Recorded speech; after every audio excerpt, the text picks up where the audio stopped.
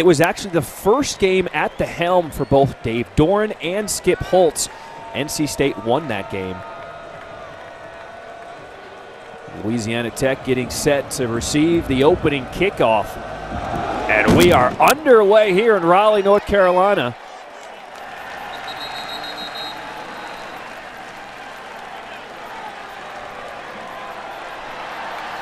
Coming out, Austin Kendall will be the starting quarterback for Louisiana Tech. He missed last week due to a medical reason, but he is getting the start today.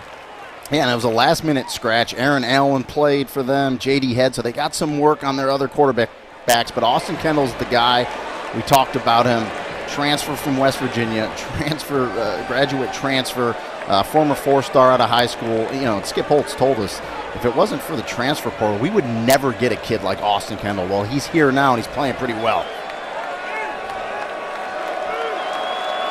Marcus Williams, the running back, will start the game with Austin Kendall in the backfield.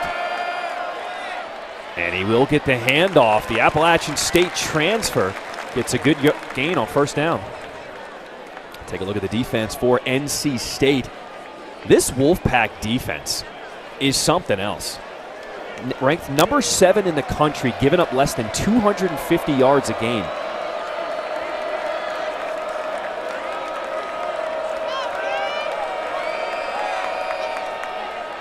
Second and 5, go back to Williams. Short gain up the middle. That'll bring up the first third down of the ballgame. And this is where this defense is great. As we look at the back end of it, they're second in the nation on third down, you know, getting teams off the field, getting their offense back. They're 20.4%, which is phenomenal. Let's see if they can open this game up with a 3-and-out.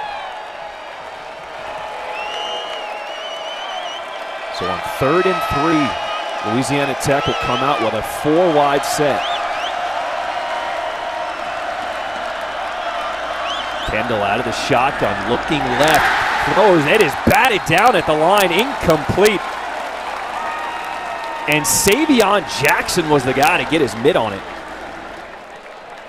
Yeah, Kendall had time initially, but you talked about Jackson, just pushed the pocket. I mean, they only rushed 3. Just look at him time the jump. The big man, number 90, gets up, times it perfectly, and knocks it away.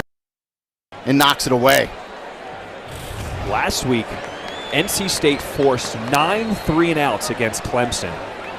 And they opened the game with a good 3-and-out start against Louisiana Tech. And Skip Holtz is leaving the offense out there. Excuse me, there was a penalty flag. Offside against NC State will keep this drive alive.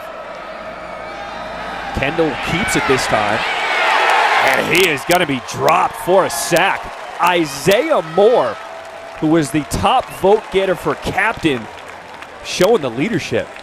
And we talked to offensive coordinator Joe Sloan this week, and he said that Isaiah Moore is the best defensive player he has seen on film in a long, long time. He's smart.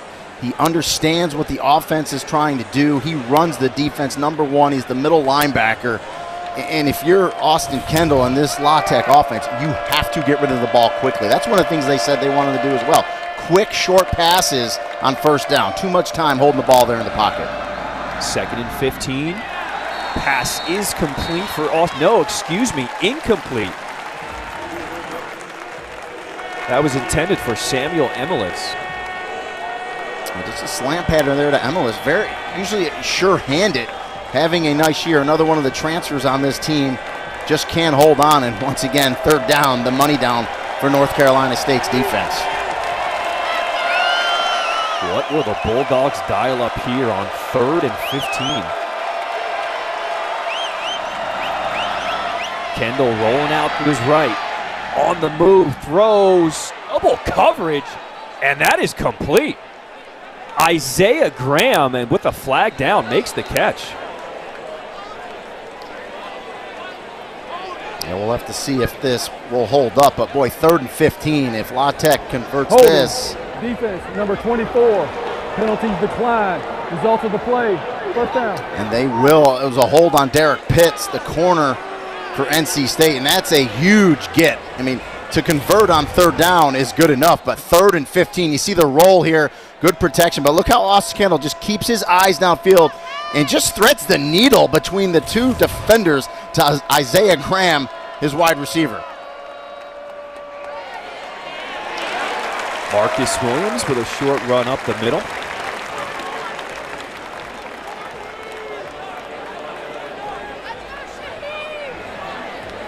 Louisiana Tech averaging about 35 points per game, led by Austin Kendall, who's a grad transfer from West Virginia. Started his career at Oklahoma.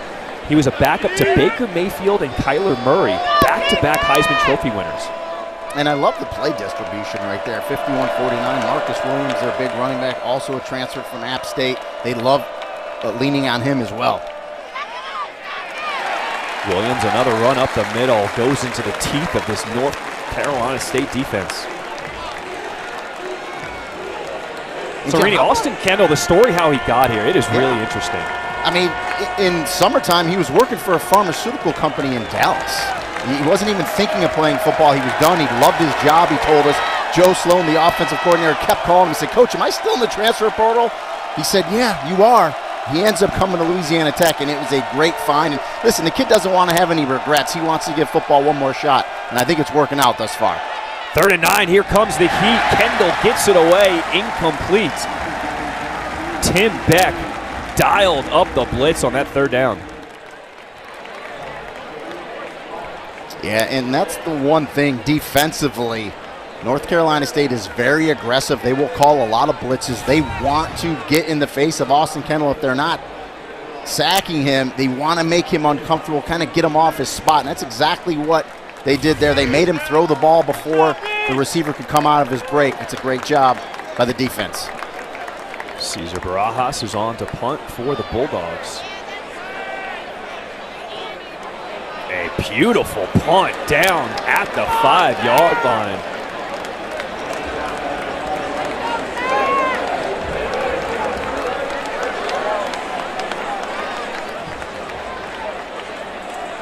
So here comes Devin Leary in the offense for NC State.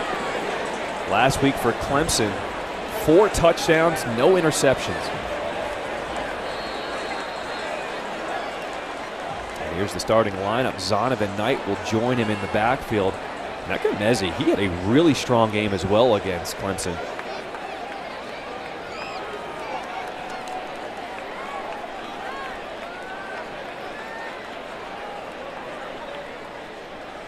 So the Wolpack start from their own 5. Handoff is to Knight, and he'll be dropped for a loss. Trey Baldwin was the first guy in there as we take a look at the Louisiana Tech defense. Levi Bell, the big guy up front, he is out with a knee injury. He is not making the start for the Bulldogs.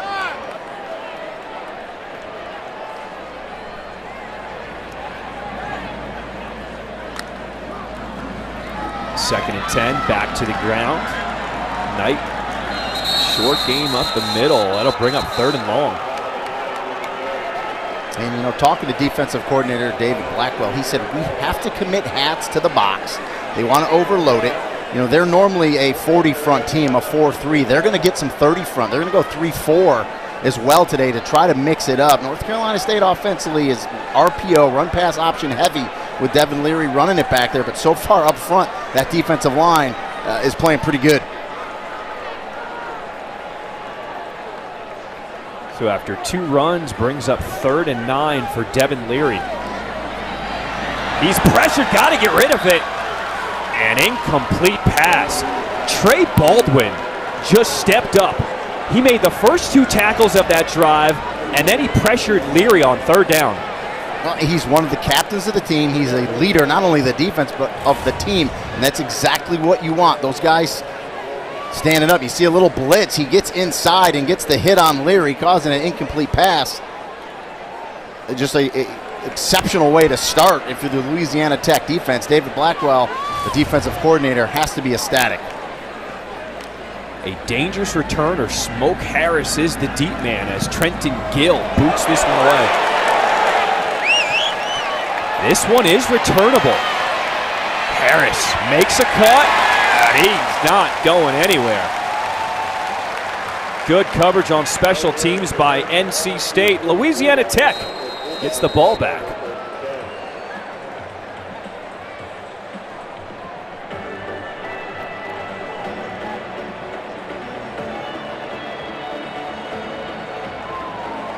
If you have a typical airline credit card, you're not getting double miles on every purchase. You're right. I only get extra miles on. Outside Carter Finley Stadium. No score early on. Louisiana Tech getting ready for their second possession of the ball game.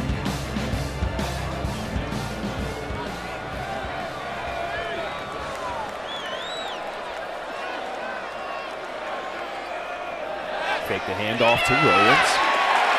And Kendall's going to go down. Second sack of the ball game. This time it's Jalen Scott getting to the quarterback. Yeah, just too much pressure, too quick. You know, Tony Gibson, the defensive coordinator for North Carolina State, thought that the weak part of Louisiana Tech offensively was that offensive line, not the most experienced group, and he thought he could take advantage of that with some blitzing and some twists up front, and you see how quick they got to Austin Kendall right there. So a loss of 4 on first down.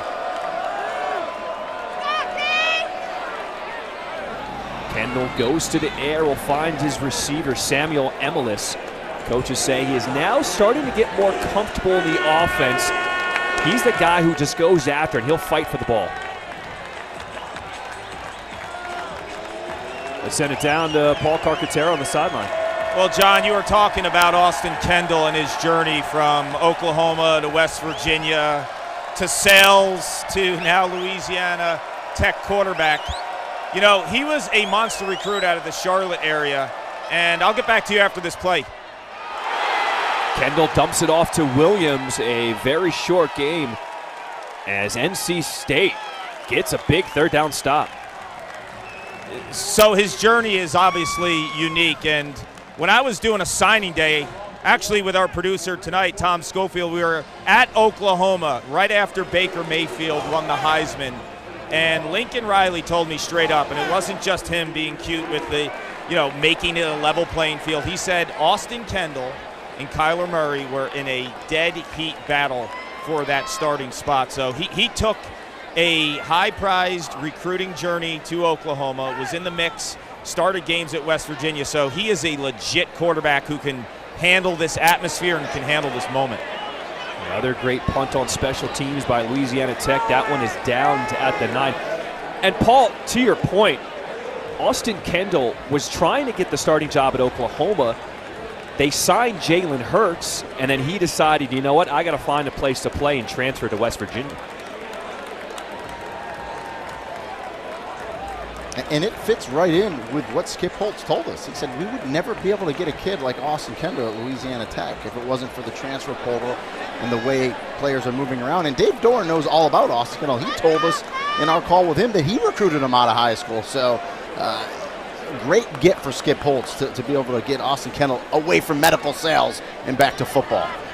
Thayer Thomas, the man in motion for NC State. Handoff is to Ricky Person. And the Wolfpack have not been able to get the run game going early on. And I think that's a key. You just hit on it. Gotta get some push up front. Gotta get that running game going. And when you get the running game open, it opens it up on the outside to guys like that. Emeka Emezi, you see what kind of career he's having at North Carolina State. But it's all predicated up front. Control the line of scrimmage, get some of that running going, and it'll open up on the outside for these talented wide receivers. Emezi is just 6 catches away from getting the school record. Complete up the middle. Chris Tootle. Just a little sit route by Tootle, tight end, H kind of hybrid, H-back type of player, a little hook route. Leary puts it right on him.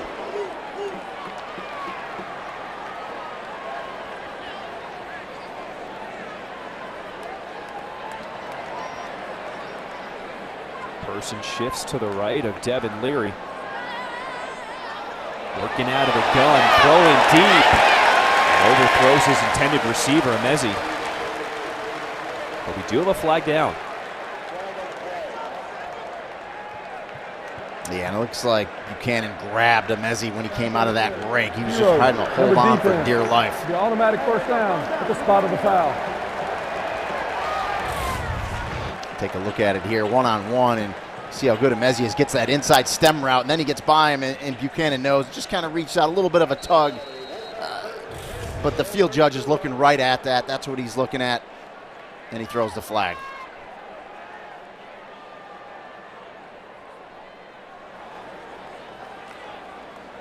So new set of downs for NC State. Handoff is to Person. Grubbs the man in there to make the stop. And you like the physicality Ricky Person runs with. 6'1", 222. Big solid back. He's more experienced of the two between he and Knight, but they're both have over 50 carries apiece, so they're using him nicely, keeping him fresh. But you see how he finished that run? It's called getting behind your pads. He knows how to do it. I love to see that out of your backs.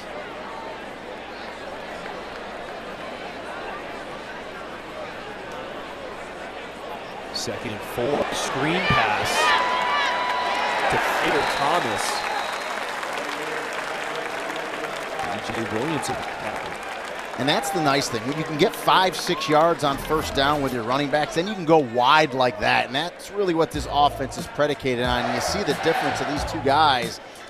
Pretty similar running backs, and they're sharing the load nicely. And that's a good thing to have if you're Tim Beck, the offensive coordinator. You can lean on them both. Very similar. I think Knight's a little faster top end, maybe a little more explosive, but we saw how physical Person can run with. Handoff is to Person. Still waiting for that explosive play out of the backfield. Still a good gain on first down. You know, and I tell running backs, as you see it, John, I'm a former running back back in the day when we ran the ball all the time. You got to be patient, and you can't look for the home run all the time. Get me 4, I tell them, and 40 will come, because you will break those tackles and you will get out the back end with the big one. Just you got to be patient. You just got to keep running hard. Gain of 5 on first down.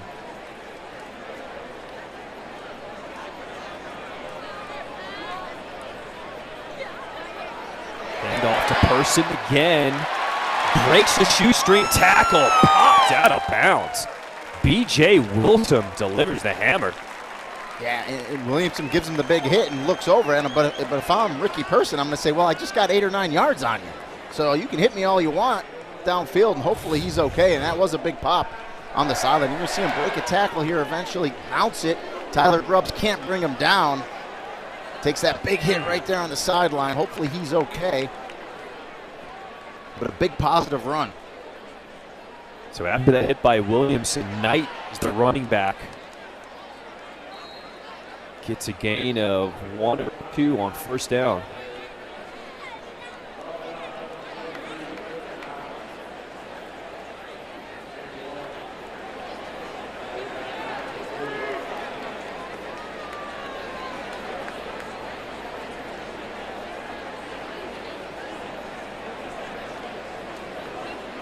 So good to see Ricky Person back into the game for NC State offense.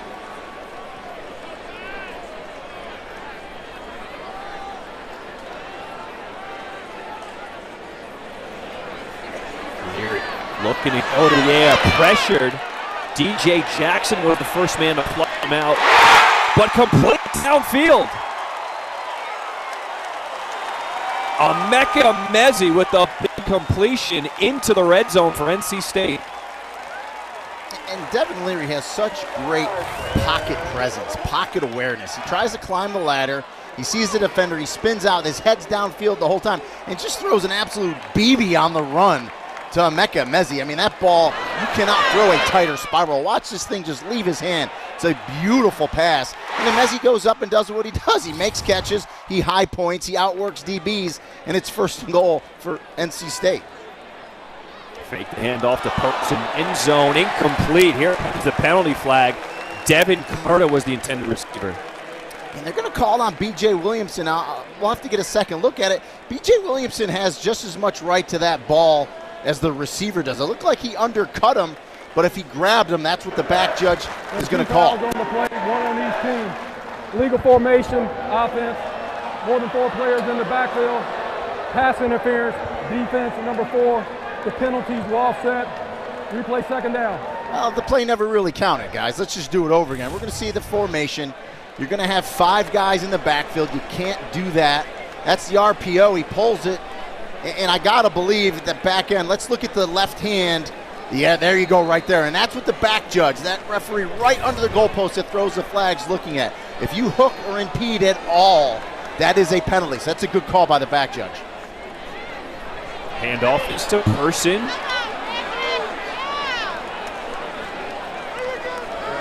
Kershawn Foster makes the stop along with Rasheed Lyles.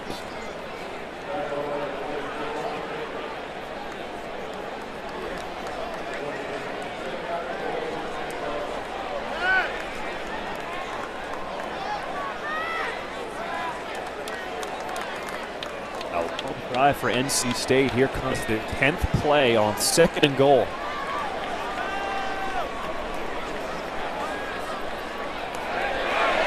Leary to the air. Did he get in? Touchdown. Chris Tootle in the end zone as NC State is on the board.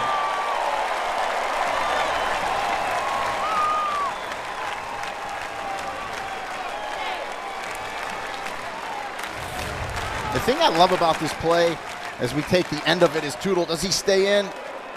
Yeah, that's a good call. Breaks the plane of the goal line, does not touch out of bounds with any part of his body, keeps that right foot in the air. That's a great call by the head linesman right there. And the other thing I love about that play is Devin Leary, as he rolls out, he immediately throws it to Tootle. There's no hesitation. Sometimes you see quarterbacks kind of wait, and then it gives time for the defender to come on. He does not hesitate. He puts it to Tootle. And yes, they'll review this, but from everything I saw right there, this will be confirmed. That's a touchdown. Our ACC official, Gary Patterson, under the hood, taking a look at it. And we get a great look at it here. He gets hit. Does anything touch out of bounds? He's up. I don't see that right or that left leg fall. I don't see that left. This will be confirmed. That's a touchdown. No doubt about it. And the ruling on the field is confirmed. Touchdown, NC State.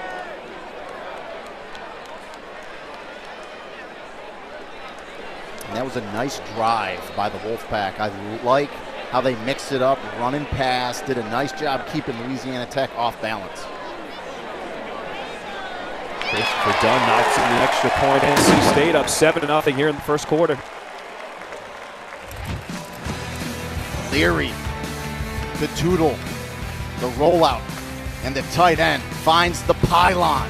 Wolfpack lead it early in Raleigh. One day, Lanika came through the drive-thru, and pass to Chris Tootle. And you can see the Wolfpack, they're getting hyped. There is no letdown after a big win over Clemson last week. Yeah, Tootle caught a couple big passes on that possession. Boy, that's a great drive right there. 10 plays, 91 yards. 5 minutes and 30 seconds. And oh, by the way, it's the longest scoring drive for NC State this season.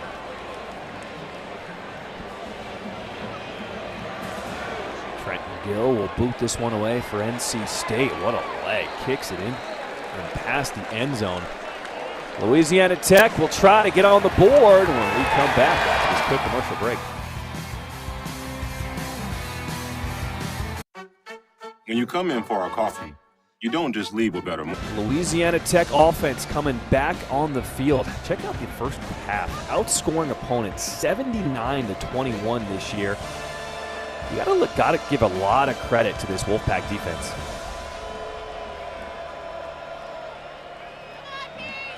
Kendall going to the air, complete over the middle. That's Bub Means, his receiver, for a good connection on first down. And that's what they want to do. Quick passes on first down. That time, Bub Means on the quick slant. Now a little tempo out of La Tech. Now Williams will bust one free over the middle, making a couple guys miss. Will finally be brought down. And Louisiana Tech, the only team this season to convert on a third down against this NC State defense, is now moving the ball. Yeah, and a late flag, we'll have to see it. Much came at the end of the play as Williams finishes off that run. You see a little pushing going on, so we'll see what the officials come up with. But two nice plays to start this drive for Louisiana Tech.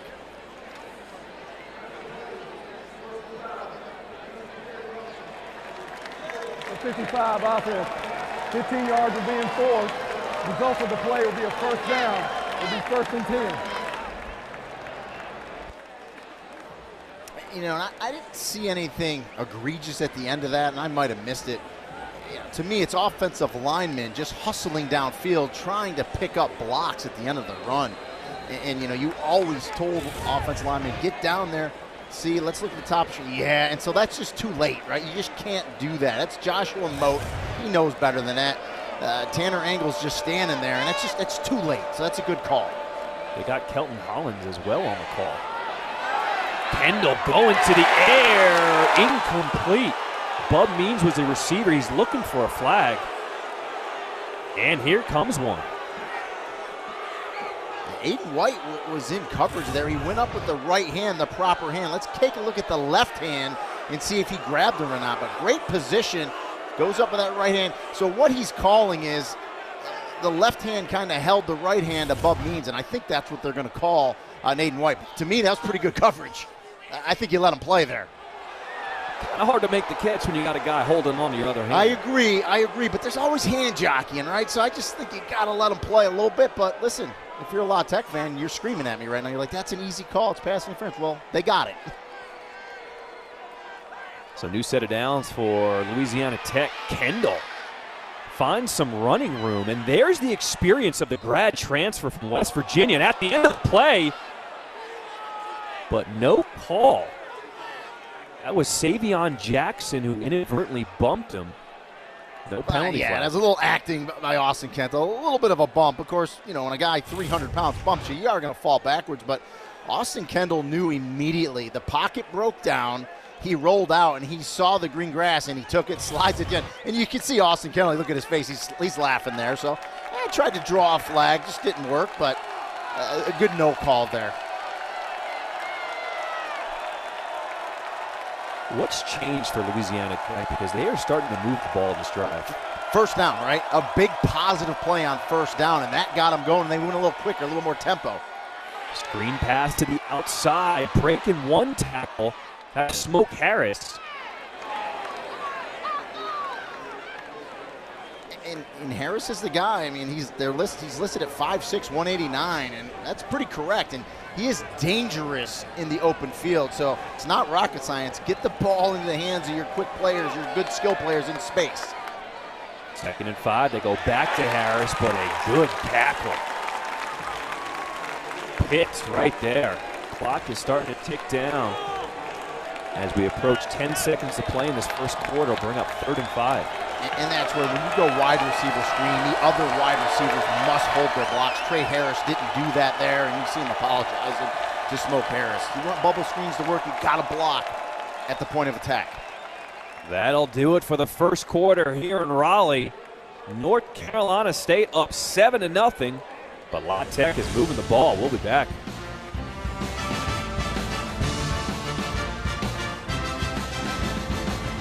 Quarter, NC State with a 7-0 lead.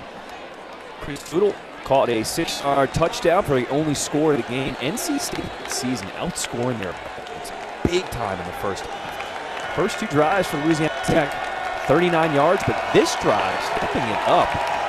But a big 3rd down coming up here for the Bulldogs.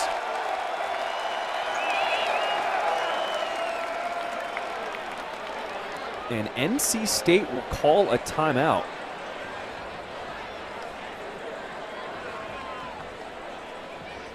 Tonight at 10:30 Eastern, stay tuned for The Huddle with Jordan Cornette, Eric McClain, E.J. Manuel, and Mark Rick. They'll have a complete breakdown of all the games and all the news from around the ACC. The Huddle on ACC Network and the ESPN app. One app, one tap. Jordan Cornette, man, he does a great job. Covers all types of sports, man. I caught up with him when he was in Vegas. We were covering the NBA Summer League, but he gets around, man. Does a really good job. And 3rd down coming up. Huddle's a great show, I was going to say, especially want everything ACC. But 3rd and 5 here, an important down. You know, Skip Holtz might decide to go for it here, and if he does, and by the way, Skip Holtz, the head coach, calls the plays. I would like maybe roll Austin Kendall out. You see they got trips up to the top of the screen. Maybe roll him, see if we can flood a zone. 3rd and 5 for Louisiana Tech. Kendall throwing, slant, caught. Bub Means, he's got the 1st down. Tremendous job by Austin Kendall. Once again, Tony Gibson sends the blitz from NC State. That's what they're known to do. Good job up front picking it up. Kendall puts it on his receiver, Bub Means. Great catch with his hands, and now they're going a little tempo. But boy, nice conversion by La Tech. Louisiana Tech trying to catch the defense sleeping, but NC State with a big stop on first down brings up 2nd and goal. And if you're going to blitz on passing situations, that means you're zero on the outside. You're man-to-man coverage. You have a chance to beat guys with slants, go routes, and Austin Kendall recognized that on that 3rd down and kept this drive alive. 3 wide receivers on the bottom of the screen. Now Means goes in motion across the formation. 2nd and goal. Handoff is to Williams, up the middle, spinning, turning down at the 2. Brings up 3rd and goal. Yeah, they're really pleased with Marcus Williams. They knew he was a terrific back coming from Appalachian State. He's really been a workhorse. 17 carries for 73 yards and 2 TDs last time out. He's the type of guy you can give him the ball 17, 18, 20 times a game, and he's going to produce for you. Is this 4-down territory? Listen, if it's me, I'm on the road against the 23rd ranked team in the nation. Yeah, I want to score a touchdown. That's me. 3rd and goal. Kendall got a man open. Touchdown, Louisiana Tech. Jacob Adams finds some room for the 2-yard score. And the Bulldogs are an extra point away from tying up this game. Well, I tell you what, you don't need 4-down territory when your receiver gets that open on 3rd down and you put it on him right side of the screen. You're going to see him go right out into the flat. He was kind of that fullback hybrid position, just runs a flat route. You saw the defender cross his face. No one was out there in coverage, and it's just an easy pitch and catch from Austin Kendall to Jacob Adams, and a nice answer by Louisiana Tech. Jacob Barnes is on to attempt the extra point. It is up and good. This game is tied. In our conversation this week with defensive coordinator Tim Beck, he said on film, Louisiana Tech is the best offense we have faced this year. And Austin Kendall making them pay with a 2-yard touchdown to Jacob Adams. We are all Finley Stadium when Clemson into town and got knocked off. A short kick, and a fair catch will be called for around the 27-yard lines. The NC State offense will come back, and here it was, the upset of Clemson. It was impressive. And Chris Dunn, very reliable kicker, misses in regulation. He was 0 for 3 on the day, and just an epic overtime battle. Devin Leary leading the way, and then look at him drop it in the bucket to Devin Carter. Clemson can't answer, and one of the biggest wins in NC State history.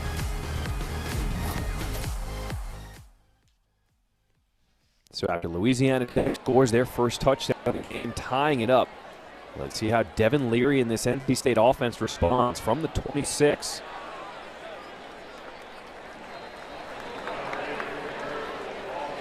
Handoff is to Person for a short game down.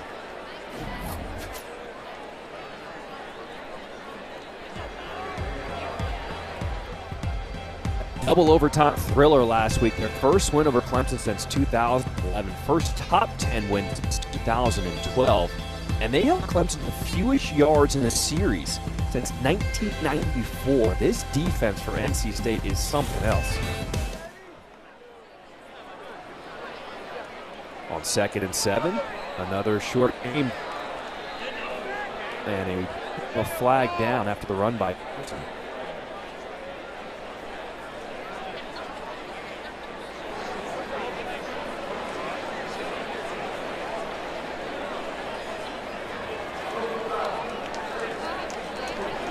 Offense, 15-yard penalty. Repeat 2nd down. That's wide receiver Dylan Parham with a fake pass call. Now, Dave Dorn, this is something he talked to us at the meetings this week. A lot of penalties called last week. 9 of them really shouldn't have happened. 7 pre-snap penalties, 2 penalties which he called emotional penalties. He said that was something they had to clean up this week. Yeah, and you see the bottom of the screen, you're going to see just a little bit of a tug. And that's more of a physical error, right? You're on the perimeter, you're trying to block, you get that hand caught up. You can't do it, but you can understand that. It's the mental errors, the mental penalties that Dave Dorn said we need to eliminate, we need to fix. Looks the man in motion. Leary looking that way, incomplete.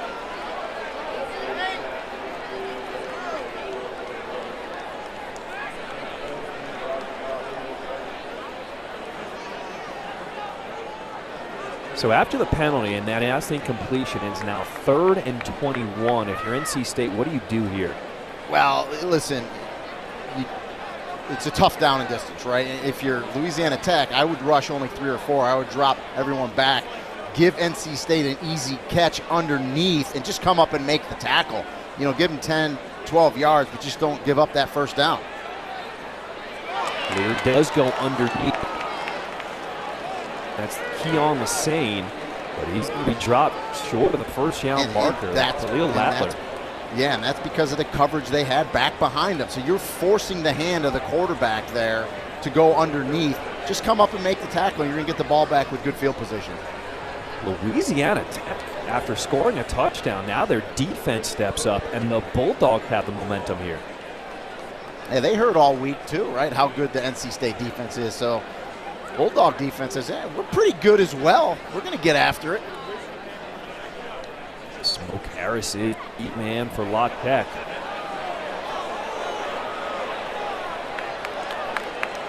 Have a chance to return this one.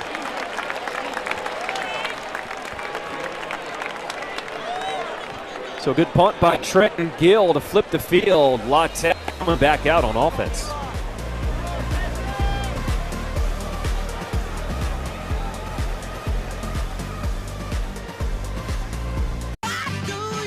One or number 2 in every major defensive category in the ACC, and they are bringing it. Tony Gibson has always had that 3-3-5 aggressive defense that gets after you, and they're doing it without 3 starters. Linebacker Peyton Wilson led the ACC in tackles a year ago. He's done. Safety Cyrus Fagan, he's out, and nose tackle C.J. Clark. The key tonight, Corey Durden, who's number 48 in black. He is in for Clark.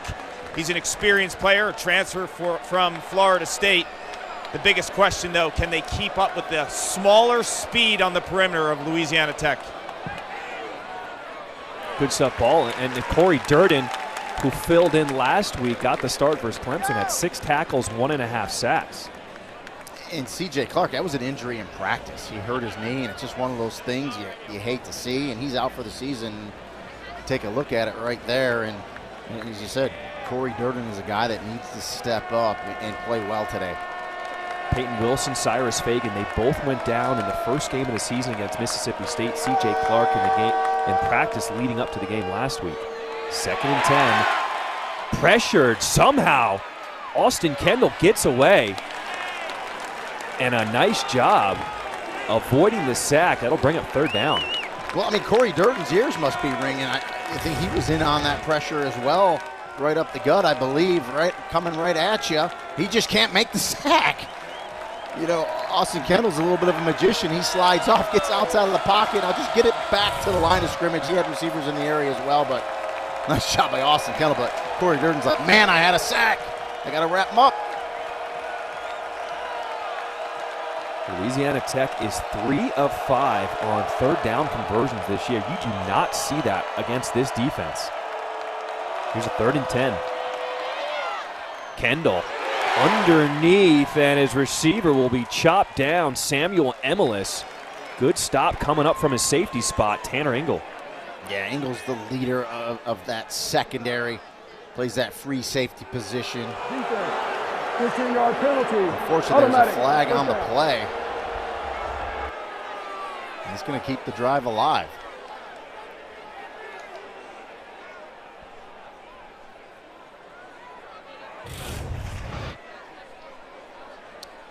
Let's look right in the middle here. I think we got a grab. You see Smoke Harris's jersey get a little bit of a tug. I believe that's where the call was, away from the ball. And that's going to keep this drive alive. Dave Dorn is not happy. Another costly penalty. Coach Doran said that was a focus this week in practice, being more disciplined, getting rid of those mistakes. But the drive will stay alive now for Louisiana Tech. 1st and 10 from the 41. On the ground, that's Henry Brooks.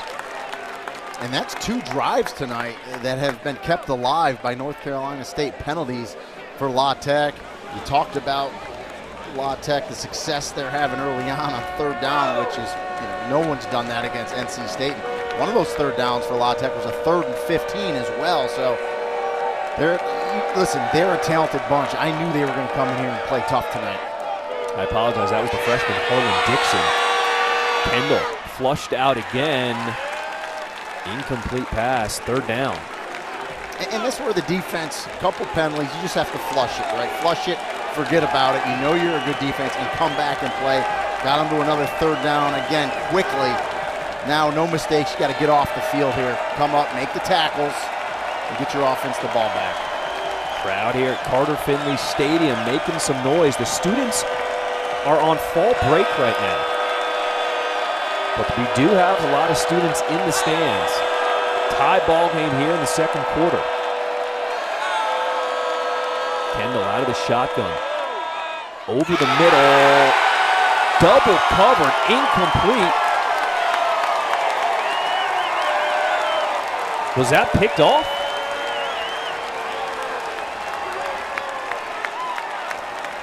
Your guess is as good as mine. They're acting like it is. I'm trying to see what the officials called. And I believe it was, John. Let's take a look at it right here. Austin Kendall tries to split the seam right there. And what a catch right there by Aiden White, number 3. That is an interception. Kendall just tries to split the defenders there. Can't do it. Aiden White, great break on that ball. And he's got himself an INT. Kendall trying to talk it over with his head coach Skip Holtz on what he saw there. A lot of Wolfpack defenders. So 1st and 10 now. Handoff is to Knight as he gets into Louisiana Tech territory. And I know what Skip Holtz, was talking to Austin Kendall about. He said, you just can't do that. You can't give him great field position. He told us in his call, we have to end possessions with a kick. A punt's not going to kill you there. You know, you can flip the field. An interception, you give him the ball at midfield. That is tough. You can't do that as an experienced quarterback. 2nd and 5. Leary going to the air, trying to throw back shoulder. Can't connect with the Mezzi. Yeah, Balin Buchanan in coverage once again. You're right. The back shoulder, when it's done correctly, thrown to the right spot, that receiver turns. It's really undefensible. It's so hard for a defensive back to defend on that play. But right there, Mezzi and Leary just could not hook up. So after the interception, it'll bring up a 3rd and 5. Tootle across the formation. Leary's in trouble and he's dropped. Joran Dickey, the linebacker. No, excuse me, Tristan Allen comes up with the sack. And Tristan Allen's starting at defensive tackle because of Levi Bell. We talked about him being out with a sprained knee. And you're going to see from the right side, Tristan Allen get to Leary for the sack. And I have on my notes, Tristan Allen must play strong tonight. Well, that's a pretty strong play right there on 3rd down. That's 3 straight 3rd downs that North Carolina State could not convert. So Trenton Gill will come on to boot this one away.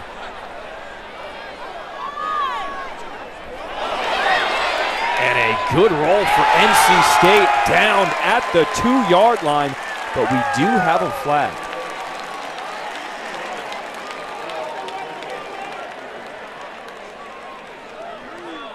Hey, great coverage on the punt. We'll see if it stands up or not. The flag was way away from where the ball was, more towards the line of scrimmage. As the crew talks about it, Gary Patterson, referee. Over the snapper on the scrimmage kick. The 5-yard penalty will be declined. Result of the play, 1st down. Media timeout. So a beautiful job on special teams by NC State. They're all tied up at 7 here in the 2nd quarter.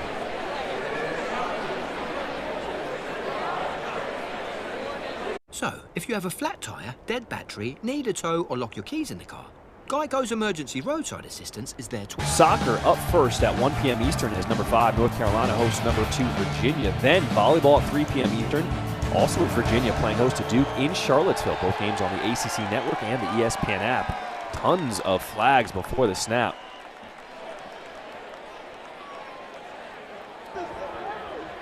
Snap infraction. Number 62, offense. Half of this to the goal. Still first down. Abraham Helfin, the center there, but if you're going to get a false start, snap infraction, you might as well get it at the 1 yard line. They're only going to move 2. They're going to move it a yard. And take a look at it right in the middle. You see the center. And what it was he flipped his head when he was signifying to his left guard, but they called that on the center. On first down, complete to the outside. That's Bub Means ridden out of bounds. Bub Means, very talented receiver. He's a transfer from Tennessee. He was out last year with an ACL, and again, starting to play well as we get through a third of this season. Another quick pass, this time off the hands of Smoke Harris. And that's that unforced error. You gotta complete that pass because he might not get the first down, but you're gonna pick up a couple and get you to a much more manageable. You would have probably picked it up at 3rd and 1, so that's one you wish you had back if you're Austin Kendall.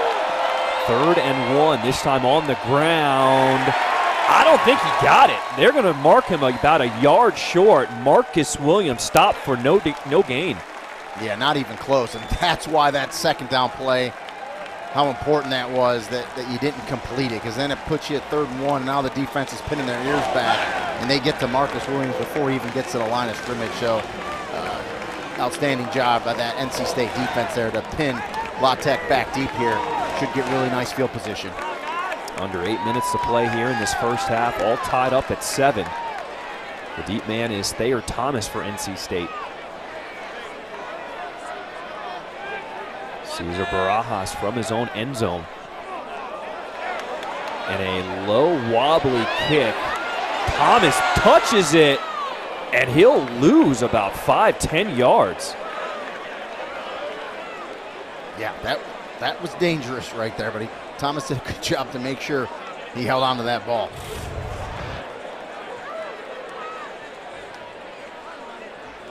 Little low liner by Barajas. Takes a little bit of a knuckle, a little shortstop action there for Thomas.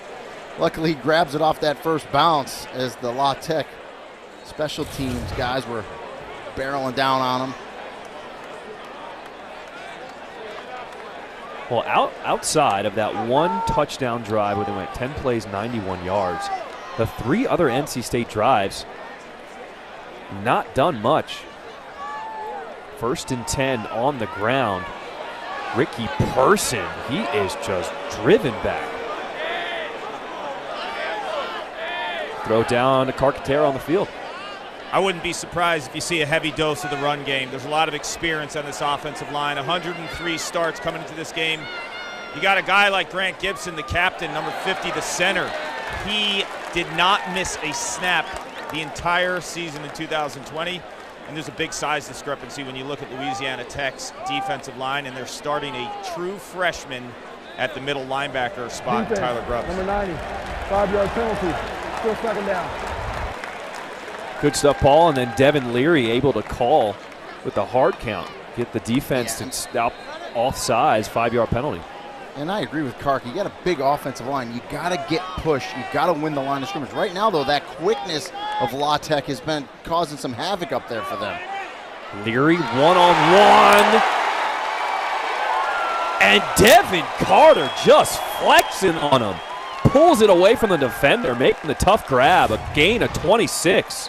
Well, he just got mossed because he goes up. He's in great position, the defender, Cedric Woods. And Devin Carter just goes over him and says, I'm about to moss you, and I'm going to catch this ball. And it just makes an unbelievable catch. And then the defender is in great position. Cedric Woods turned. He was perfect. Just go up and make the play. Devin Carter just wanted it more. Thayer Thomas with the quick catch there as the offense is starting to move with some pace for NC State now. Leary dropping back, plenty of time. Dangerous pass, incomplete, intended for Thomas. And you see the tempo get picked up a little bit for NC State. You know, when they get those chunk plays, they'll go a little quicker. And that's one thing that Dave Doran told us. They had 96 plays last week against Clemson, only 4 explosives. He said we need more explosive plays. out of the offense. So 3rd and 3. Zonovan Knight in the backfield.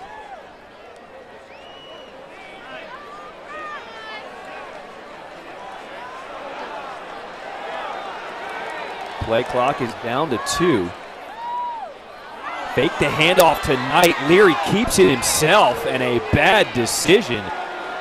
He will be dropped for a sack. Yeah, Kiwi Rose was in there, 94. Up front for La Tech, 56. Michael Clark as well, and they're just coming off the edges. It's just a little RPO. Leary decides to pull it, and he's just got nowhere to go as the defense for La Tech gets there. And so right now, I think the speed up front of Louisiana Tech is winning against the bigger, more physical offensive line of NC State. Christopher Dunn comes on to attempt a 37-yard field goal. Kick is up and good. After going 0 for 3 last week, Dunn makes his first field goal today to give NC State the lead. They're up 10-7. If you love that chicken from Pop, as Christopher Dunn, their kicker, gets back to the way he's been looking, but the field goal gives NC State a 3-point lead here in the second quarter. Doran told us he wanted to get Chris Dunn, a 35, 36-yard field goal to get him back in the rhythm, and that's exactly what happened right there. He told him this week, he said, your story will end in redemption. We need you. How about Lou Holtz, father of Skip Holtz? Spent some time as the NC State head coach back in the 70s. In terms of winning percentage, he is the all-time winning percentage at NC State. And now he passes on the reins to his son, Skip Holtz, who is the head coach here at Louisiana Tech. And there it is, with a minimum of 40 games, Lou Holtz still the all-time leader in terms of win percentage for head coaches. Lou Holtz, a legend, successful everywhere he went. Back to the air is Austin Kendall. Samuel Emelis with a couple moves, he'll be brought down at the 39. Louisiana Tech, they've been moving the chains through the air. Well, that's a good strong throw. Kendall started 8 for 10, 71 yards and a TD. Since then, he was 2 for 7 for 12 yards and an interception. Then he comes out in this possession right here and throws a strike to Emelis there. 1st and 10 from their own 39. On the ground, that's Marcus Williams. A big gain on 1st down. Brought down in NC State territory. Yeah, watch the burst here from Marcus Williams. Good blocking up front, great hole, and then he hits it hard. And 2 plays into this possession, and they're already in NC State territory. A gain of 20. They fake the handoff to Williams. Kendall rolling out. Completes to Jacob Adams all alone. Rumbling down. Tanner Engel eventually will bring him down, but Louisiana Tech into the end zone, a gain of 30, into the red zone, gain of 34. Yeah, and they're going to go tempo here after that big play. Handoff is to Williams. Nowhere on 1st down.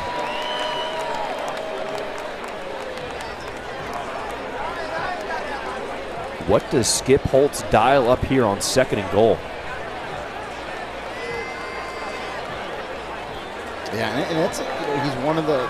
There's a good amount of coaches, but not everyone. The head coach that also calls the play, and you got to multitask, right? If you're going to be the offensive coordinator calling the plays as well as head coach, but Skip Holtz does a nice job at it. Under 4 minutes to play here in this 1st half.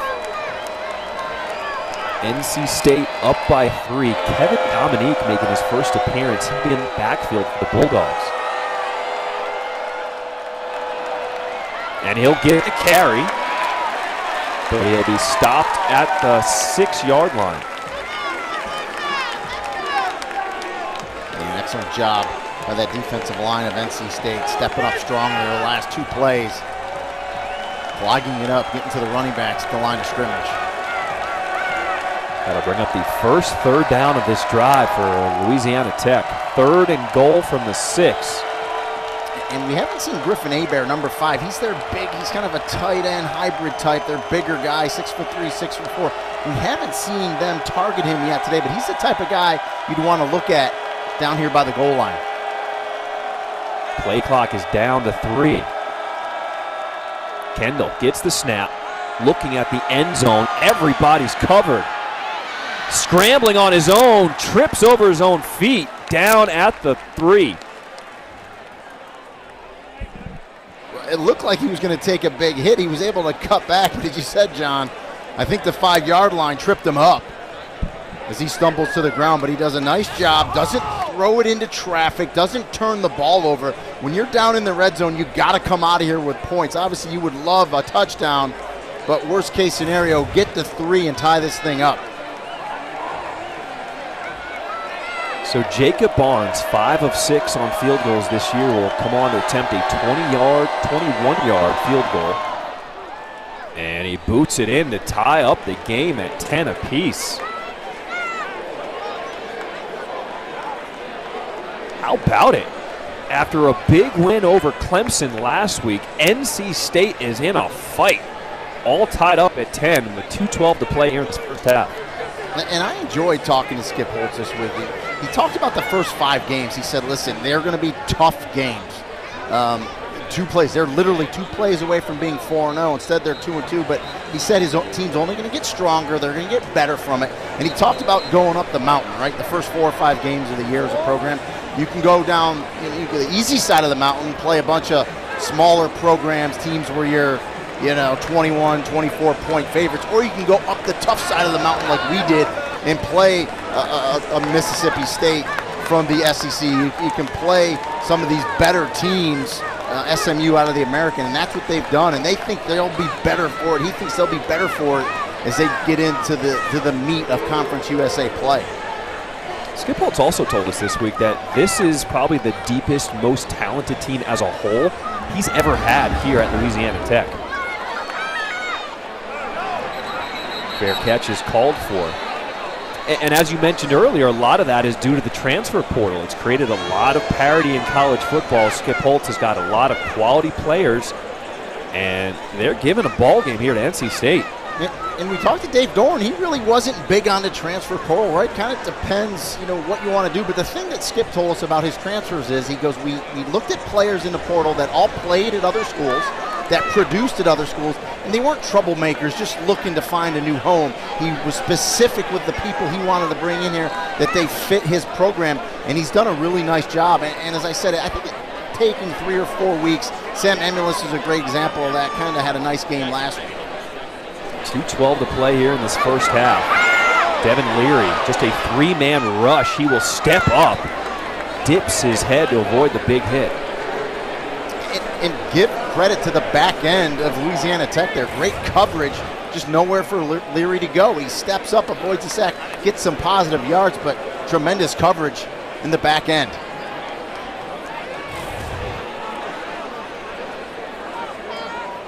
Gain of 2 brings up 2nd and 8. Person now runs to the top of the screen.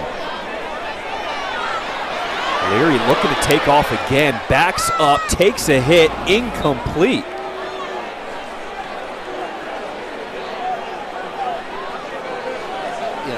And that time again, nice job by the defensive line of La Tech. They're undersized as compared to that big offensive line of NC State, but they're getting to their gaps quickly. They got speed up there, and they're getting Leary off his spot, making him get out of the pocket. 3rd and 8. The crowd here at Carter Finley Stadium sounds like they're getting a little restless in this non-conference matchup.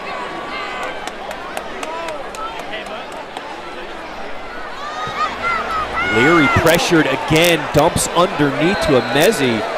He is short of the first down marker. Big stop by B.J. Williamson, another big tackle from his safety position. And I'm surprised. I thought maybe Skip Holtz would use a timeout here, getting the ball back, and he did. Okay, he went ahead and used one. 30-second timeout. Can't take him to the locker room with you, so you might as well use one. And Now you're going to force a punt, see if you can get some good field position, see if you can get back into scoring range before half. Louisiana Tech defense came into this game as ranked 128th in the country in terms of passing defense, giving up almost 340 yards a game. But they have found a way to bottle up Devin Leary today, and their offense is about to get the ball back with 1:26 on the clock. Well, that's the key. They're getting pressure on Leary, and they're doing it really up front. Not a lot of blitzes. They've blitzed linebackers a couple times, but the defensive line is getting off the ball. And if you're just tuning in and watching this game and you're like, here we go, trap game, NC State after the big Clemson win. No. Louisiana Tech is a lot better than their 2-2 record suggests, and a lot better than people think they are around the country. This is a talented team. We saw them earlier this year, John. We know that. Smoke Harris calling for a fair catch at the 21. So 1:20 to play here in this first half, all tied up at 10 apiece. Louisiana Tech with the chance to take the lead into the locker room. And you don't want to do anything crazy here if you're Austin Kendall, if you're Louisiana Tech. You know, something high percentage to start out, a quick pass, maybe a bubble screen, tunnel screen, maybe a little draw play. See if you can get some momentum here. You just don't want to turn it over here. The first play is vitally important on a possession like this. Kendall missed the game last week in the win over North Texas due to a medical reason. He just got on campus in July, so he's still very new to this system. Just his 4th game here at Louisiana Tech. Empty backfield. We'll find Smoke Harris on the outlet. Look at the cuts. Didn't get much, but you can see the shiftiness out of the receiver. But because you got some nice positive yards on first down, now you go tempo. You picked up 8. Now you can try to go, get in scoring range here. A minute to play here in this first half. Kendall flushed out to his left, pointing at his receiver to go deep. Incomplete. Intended for Isaiah Graham, and he came down hard.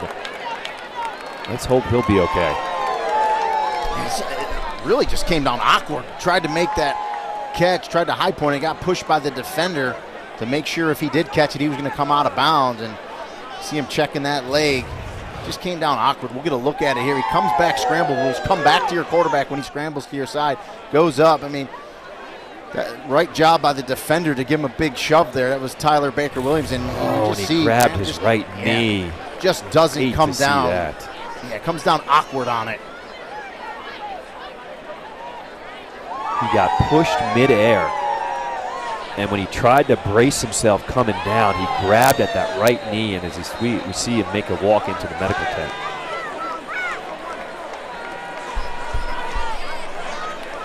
You know, Paul Carcaterra will be all over that. Yeah, good sign he's walking under his own power there as he goes into the tent. I'm going to take a look at it here before we get to halftime. 3rd and 2, what do you dial up here for Louisiana Tech? I run the ball. I give DeMarcus Williams, say, go get me 2 yards. And then, you know, we can go quick after that. I just don't risk it here. That's just me. I'm more conservative, especially in a game where you're an 18.5-point underdog and it's 10-10 right before half. Williams is the man in the backfield. Kendall looking to go in the air. Crossing route, incomplete. Intended for Bub Means. That's Shaheem Battle, the quarterback, to break it up. And I tell you why I don't like that pass, because you could see it. If Shaheem Battle undercuts that, which he could have easily if he had a little more break on the ball, he takes that back for 6. So, and that changes the whole complexion of the game. So for me, an outside pass like that, I think you're just asking for disaster. I think it was a good thing. It's incomplete. Punt this thing away, and then you go play defense for the last 43 seconds of the half here. Barajas on the punt again. Here comes the pressure. Does get it away. Thomas, the deep man, fields it out as 24. Stops once, cuts back, across the 20. Across the 30. And 38 seconds to play. NC State will come back on. So how many yards does this Wolfpack offense need in order to have a field goal attempt here. Well, the interesting thing, Chris Dunn's good from about 48, 49, which would mean like the 30, 31-yard line, but they got a kid, Ian Williams, that's a freshman, number 93. Coach said he's got a super strong leg and has kicked it as far as 65 yards, so if they can get to like maybe the 45-yard line, he might give him a shot. We'll see. The catch. First and foremost, got to get it to midfield, give yourself a chance here. They got 2 timeouts left. But if it's over 50, it will be Ian Williams. 2nd and 4, 34 seconds to play in this first half. Leary, plenty of time. Ball batted in the air, incomplete. Keevy Rose, the big nose tackle, batted that one. Yeah, you know, talking to the coach about Keevy Rose, they said he had an excellent summer, a great training camp. He got ready, came in. He's 6'3", 301, but he's got great athleticism. Look at him, just looks like Patrick Ewing there. I know I'm dating myself with the rejection. He just Mutombo'd that. Yeah, said not in my house. You gotta wag your finger after that block. He's having a nice game thus far. So now 3rd and 4 for Leary. He'll hand off to Person. And Person will get the first down. That's the first 3rd down conversion for NC State tonight. And you asked me before when La Tech had the ball, that's exactly what I would have did on 3rd down for La Tech. I would have given it to my big back. Instead, they try to pass it. They end up punting, and now NC State, 3rd down, they run it. Nice gain, pick up a first down, 24 seconds left, 1 timeout. Still within striking distance to get into field goal range and get some much needed momentum, I would say, if you're a Wolfpack fan going into the locker room. So after that gain of 10 on the ground, that's the longest run tonight for NC State. With 24 seconds to play, are you able to still run the ball with 1 timeout? You can, but you want to save it, John, so I'm going to say no. You want to look for passes. Remember, the clock stops after a first down, so you can get up and spike it. You really want to keep that last timeout in your pocket for the kicker. Leary. Everyone is covered. Going downfield. Finds his man. Inside the 30. That's a Mezzi. And now NC State into field goal range. And you're back within Chris Dunn's field goal range as well. Great job by Leary stepping up in the pocket, and Mezzi just finding that soft spot on the sideline, makes the catch and out of bounds to stop the clock as well. Couldn't ask for anything better there. Clock is down to 18 seconds to play. Leary will throw a screen pass. That was intended for Person, out of bounds. Clock's down to 12. Yeah, and he was just trying to throw that away, and knowing the experience of Devin Leary, he probably airmailed that over Person on purpose. Just make sure it's a forward pass and not a lateral. That would be a fumble. You know, because if Person catches that and gets tackled in bounds, then you have to burn that timeout, right? So it's better for North Carolina State that was incomplete. So with 1 timeout left, is this the last play before they attempt a field goal? Yes. Leary out of the shotgun, rolling to his right, and finds his receiver. That's Thomas, getting out of bounds with 6 seconds to play. Well, now you got a decision, because I think with 6 seconds you can take 1 shot into the end zone from where you're at. And if you don't get it, then you bring Dunn in to kick it. But again, Leary extending the play with his feet, and just the experience of him keeping that head downfield, hitting his receiver Thomas. So yeah, you got a shot here, I think, to go into the end zone. You still have that timeout in your back pocket. How quick will they go here? And there's the final timeout for NC State. You didn't want to burn it there, but they did. So now Dave Doran's got a decision, because if you get tackled in bounds and you go for it and you don't have a first down, it's going to be halftime. And even if you get a first down, to get up and clock it in enough time, I don't think you have enough time. So he may decide just to kick it here. We'll see.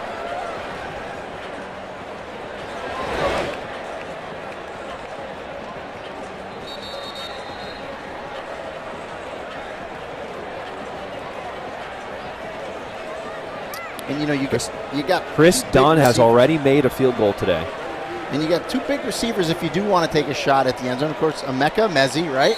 And you got Devin Carter. But I agree with this call because I just think more bad can happen if you run another play than good. So try to get another one out of Chris Dunn. Go into the locker room with the lead and some momentum.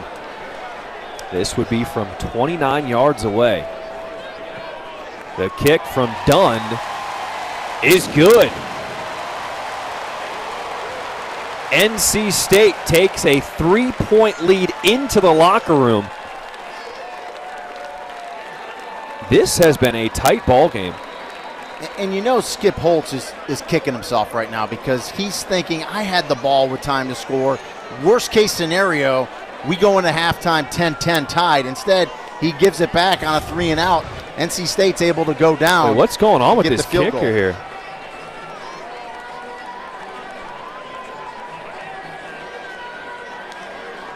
You love a little blood out of a kicker. It is not quite halftime. So we've got 2 seconds left to play. Well, so NC State is going to have to kick this one away. Chris Dunn's going to get stitched up in the locker room, John. He's going to have a great story to talk about forever, right? He's going to say, listen, I made a field goal. I got hit. My face mask came down and cut me. I'm a football player. I'm not just a kicker. I resent that. But you know what? 2 for 2 for Chris Dunn. Much better than last week, and so that's some good momentum for him as this season progresses for NC State. Was that a non-contact injury there? Not sure. I really didn't see it happening. I'm just imagining that a face mask came down and hit him, and that's what the story will be when he's 50, I'm sure. That might be the story. Good drive by NC State. And squib kick all the way down to the 5. And that's how the NC State up by 3 on a very ready Louisiana Tech out of Conference USA. Head coach Dave Doran told us all week this game is not going to be a trap game for us. We knew how good Louisiana Tech has been all year. Our guys are ready. Let's send it down to Paul Carcaterra. Coach, what was the biggest in that first half? Austin Kendall, 139 yards in the air with a TD. NC State will get the ball first here to start the second half.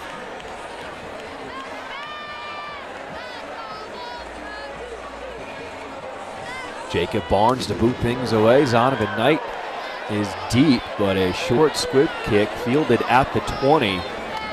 Down at the 26. Let's check in with Clark. Well, John, I just caught up with Skip Holtz, and he just said to me, this is a heck of a football game, isn't it? Yep, it is, and he's really thrilled with his defense. He feels like they're able to contain NC State and speed on the outside of a couple shots that Leary took on the outside. He feels like his cornerbacks have held up. Defensively, they are doing the job. Offensively, he said with Austin Kendall missing some time this week, it took him some time to get into the flow, and they're going to be patient with him in the second half. All right, Clark, appreciate that. Quick pass to Thomas. Gets a good gain on first down, knocked out of bounds by Cedric Woods. Yeah, and that's a good first down call. Quick outside pass to Thomas. Let him turn it up, get a first down, and get into a little bit of rhythm early on here in the third quarter. A gain of 17 for the first passing play in the second half.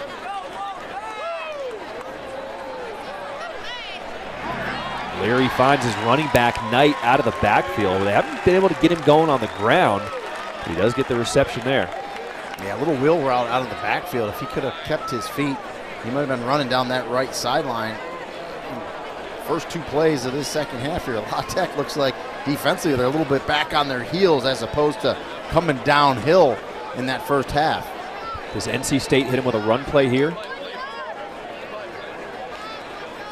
Knight is the back, fake it to him, throw to the outside, and C.J. Riley with the catch.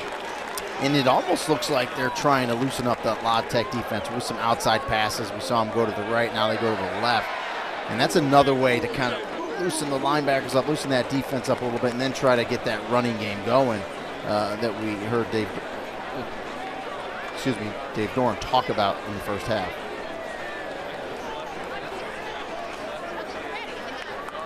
Here's the first run in the second half. Knight up the middle, spins out of the first tackler, but he is brought down at the 40.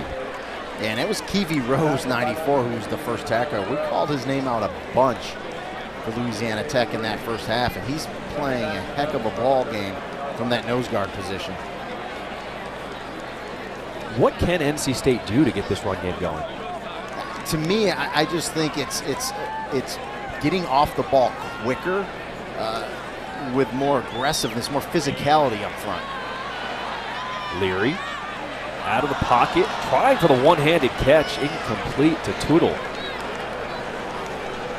But I will tell you this, John, you just can't run it once, you get a yard or two, and then you get frustrated and go away from it. You either need to commit to it or not, right? And if you commit to it, just know that it might be some tough sledding, but you know, much like it takes time for a skill player, running back, to kind of get in a rhythm, same thing for that offensive line. And once they bust one and start getting some movement up front, then you're going to see more and more positive runs. So a 3rd and 7 now for the Wolfpack. Leary looking for the screen, incomplete. That's the linebacker, Trey Baldwin, batting that one down. We've seen a couple rejections today, right, from La Tech. So Trey Baldwin says, let me join the party as well. You see him right left side of the screen, comes through, and you see the quickness as the offensive lineman, Aquanu, just too slow for him. And Baldwin gets there, times his leap perfectly, and knocks it away.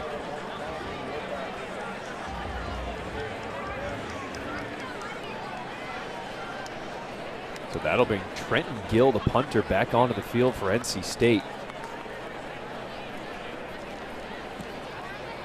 Harris is the deep man. He'll let that one go over his head, and it'll go at the goal line. What a save on special teams.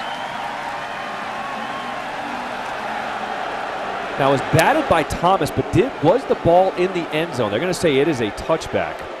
Yeah, and remember, in college football, if the ball breaks the plane, it's a touchback. It's not where the feet is, it's where the ball is. That was close. Thomas was right there at the goal line, but the ball did break the plane.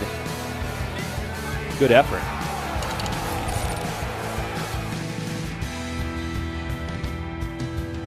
Yeah, I mean, the thing is, people like Geico because it's just easy.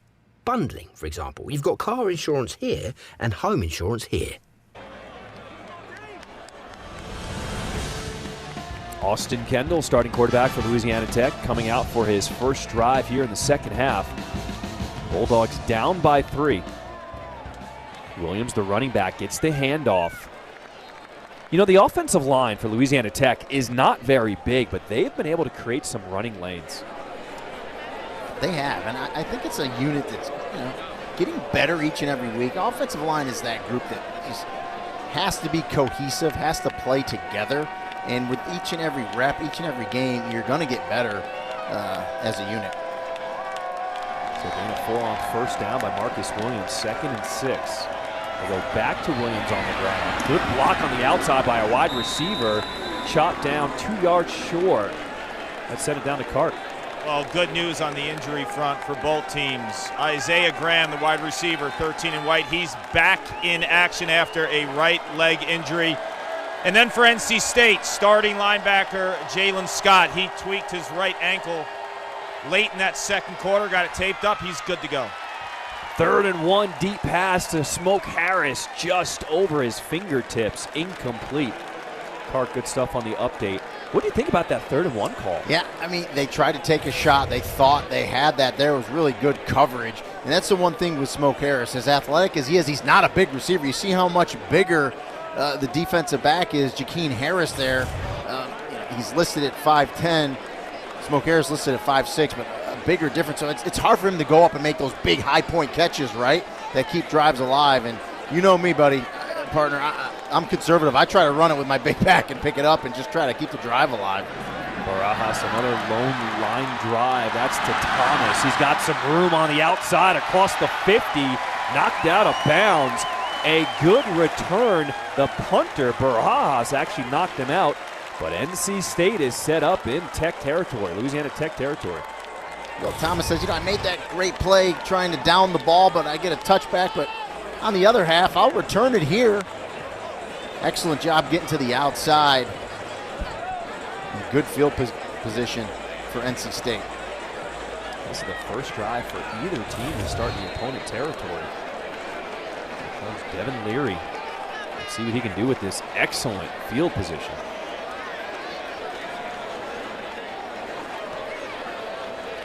Pearson moves to his left, takes the handoff. Nope, out to the air. Devin Carter with the catch over the middle. And I like Devin Carter's a big receiver, 6'3", 216, 217. He can go over the middle, make that catch, take the hit, and still fall forward. Nice target. Gain of 16.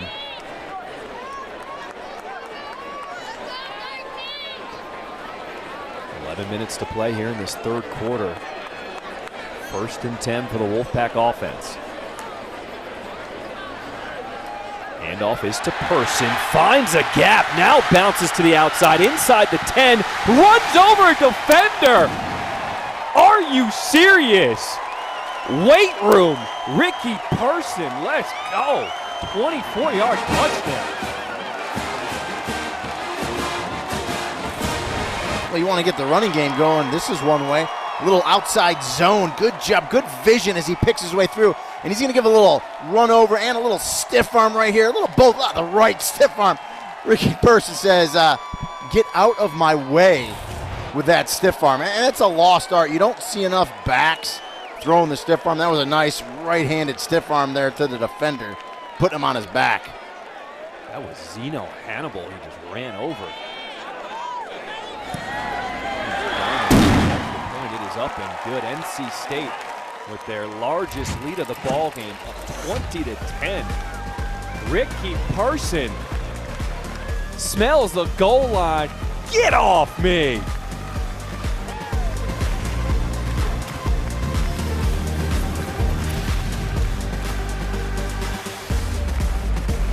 Delta. Aim for the Kraken, the expansion team out of Seattle, taking on the Golden Knights from Vegas. NHL on ESPN is back, baby.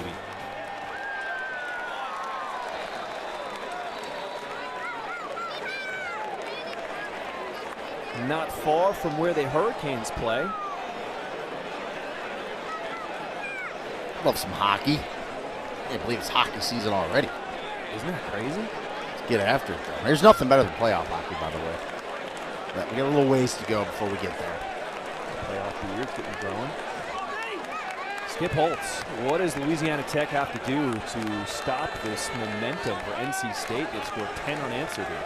Well, they were great on third down conversions in that first half. They started 3 for 5. Since then, 0 for 4. And that's really been kind of a bugaboo for them here as of late. Going to the air on first down. Jacob Adams with a completion over the middle. He's been a steady target, really coming out of that fullback position. Yeah, he's kind of that hybrid fullback, can play tight end, but he's caught a few passes tonight for some nice gains. Marcus Williams did a nice job in protection to keep Austin Kendall alive. He gained 12 on first down. Here comes the pressure by NC State. Blitz is there, and they guessed right. Williams goes nowhere. And that's where I think Austin Kendall has to know, okay, this blitz is walking up. I got to check out of this play because I have another defender that it's not accounted for that we can't block. And you saw that happen. He goes ahead with the play, hands it to Marcus Williams, and there's just nowhere to go. And you get they get a TFL, a tackle for a loss, and you got to be able to check out of that to something else. So a loss of 2 on first down, 2nd and 12 from the 35. Plenty of time of protection. Now he's going to step up, makes one guy miss. And Isaiah Moore will bring him down. So Louisiana Tech started 3 of 5 on third down, since 0 of 5. And that's helped NC State rattle off unanswered. And they're going to get another chance here because it's third down once again. As Kendall took off, tried to make it a more manageable third down here. After a gain of 9, it makes it 3rd and 3.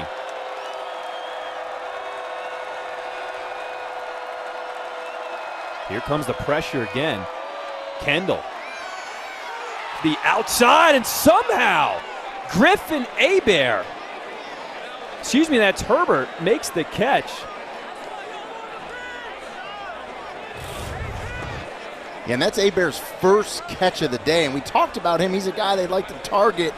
They call him the big slot. He's not really a tight end. He's not really a wide receiver. He's that tweener that they like to put in the slot because of his size, 6'3", 6'4", 225, and great concentration there. Makes a huge catch on third down to keep this drive alive.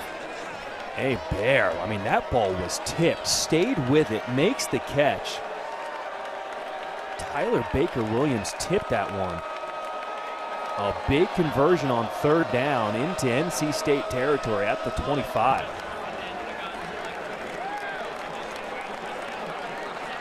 When you saw Skip Holt's mouth, he said, "That one's on me," as he calls the timeout. Yeah, you don't want to burn those timeouts, but Skip Holtz knows the play clock was running down. They didn't have the right call in there, and there's a little out of sorts, so go ahead and burn the timeout.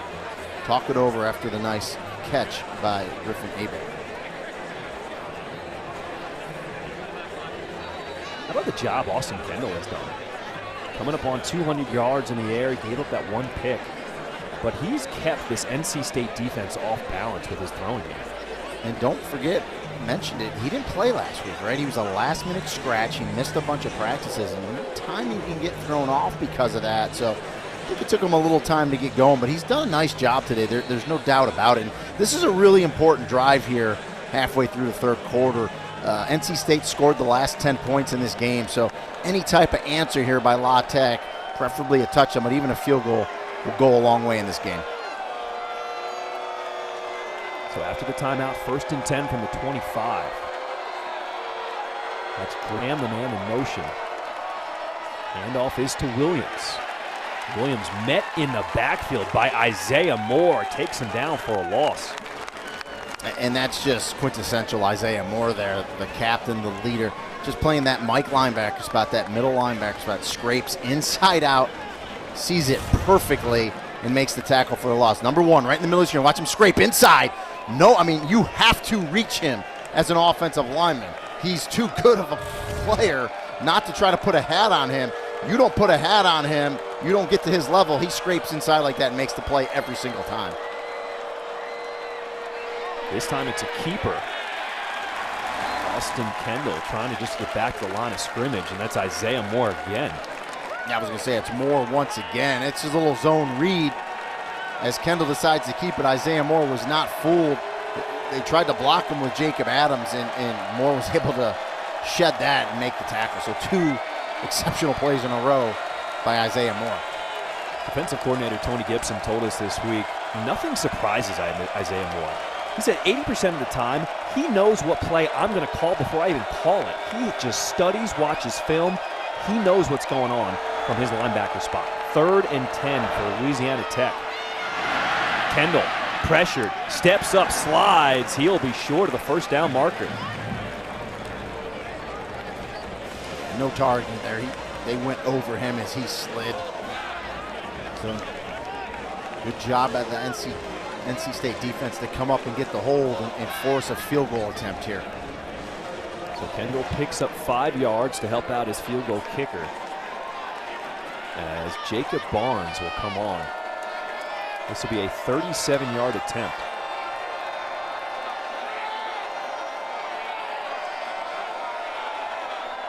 Kick is up and good. So Barnes with a 37-yard field goal. It is back to a 1-possession game. Louisiana Tech down by 7 with just over 6 minutes to play here in the third quarter. Fall is here, and so are new opportunities. Alongside EJ Manuel, host In Play live from Blacksburg. They'll discuss the conference's hottest topics, have interviews with legendary players and coaches, as well as an inside look at what it's like to be a student athlete. Right here on ACC Network and the ESPN app. One app, one tap. You know who else has a good shoe game, John? Who's that? My 16-year-old. As I asked my wife yesterday, how does she have the credit card? As I see these different shoes come across my account. But I digress. We talking like Jordans? We talking? We got what Jordans. We got some New Balance is the new thing. She said coming back. A lot of kids wearing the New Balance, so she got a pair of New Balance. And another pair, totally pink. Of course, it's Breast Cancer Awareness Month, so I love the pink ones. I think they were Nike, I'm not sure. So, kids, you gotta love them. NC State with a 7-point lead with 6:17 to play here in this third quarter. Screen pass to the outside. That's to Porter Rooks.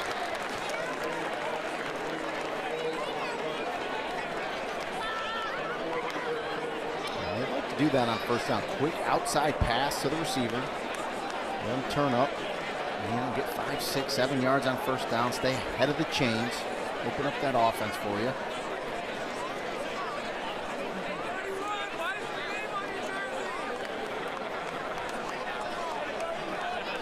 NC State in no rush here, up by a touchdown.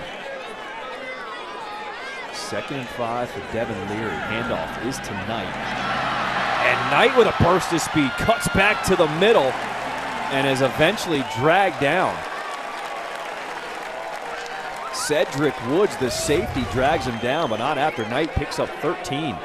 Yeah, so it looks like they're having some success with outside zone. So basically they're just trying to stretch that quick defensive line of La Tech. Give it to your back, and then he's got multiple cuts. He can keep it play side, bounce it. He can hit it, square the shoulders and hit it, or he can cut it backside, kind of what Knight did right there. So most running backs like outside zone because it gives them a plethora of ways to cut with the football. Fake the handoff to Knight. Leary, plenty of time. Strong throw across the field. Incomplete, intended for C.J. Riley. Corner route by route, just can't bring it in. B.J. Williamson was in on coverage there. Tail end of it just off that left hand. As Leary just tries to fit it in that window.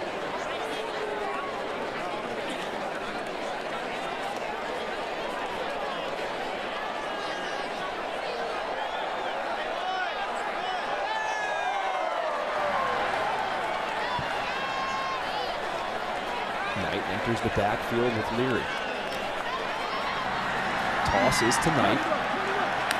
Got a lane, and all of a sudden, Zonovan Knight is breaking off double-digit runs. He started this game 5 carries, 10 yards, and now finding some holes. That's a little old school quick pitch left. You see the line all reach to the left. Give Zonovan Knight some room. Great block there on the outside as well as Knight gets up in there. And starting to get some room here, run the football. Dylan Perrin with a good block on the outside, a gain of 15. Same play, same side. Knight still on his feet, that across the 30. Keedy Rose finally stops him. And I'm one of those old school players as well. I mean, you see the two offensive linemen pull out, excellent job. Ekwonu there. Keep running it, right? Hey, if they're not going to stop it, let's just keep feeding it to the back until they can. So 2 times in a row, they go quick pitch left for success. That's now 3 straight rushes for 10 or more yards. Clock winds down under 4 minutes here in this third quarter. Leary to throw. Right side, got a man, complete. Devin Carter showing off the hops to reel that one in. And that's just ball skills right there by Devin Carter, right? You're one-on-one. Leary puts it up, and Devin Carter just goes and finds it. Big body, little out and up, gets grabbed, doesn't matter. Just go locate it, go up and catch it with your hands. That's what you want your receivers to do.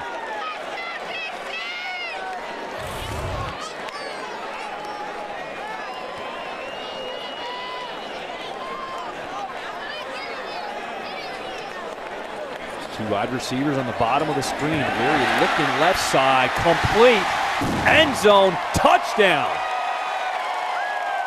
C.J. Riley with a 5-yard touchdown grab as NC State extends their lead. And Riley was just the underneath receiver. You know, you got Devin Carter, Mecca Mezzi, not a lot of room because you're down closer to the goal line, but they're stretching the field to the back of the end zone. And C.J. Riley just sits underneath.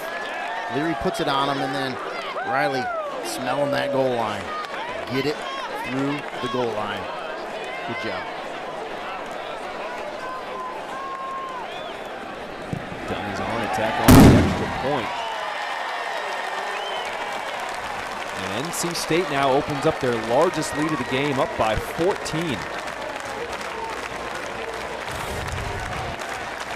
Take a look at it here. Watch the receivers are going to push up, and that's Carter that pushes up, and then C.J. Riley just sits down right there. Just sit as two defenders go with Devin Carter.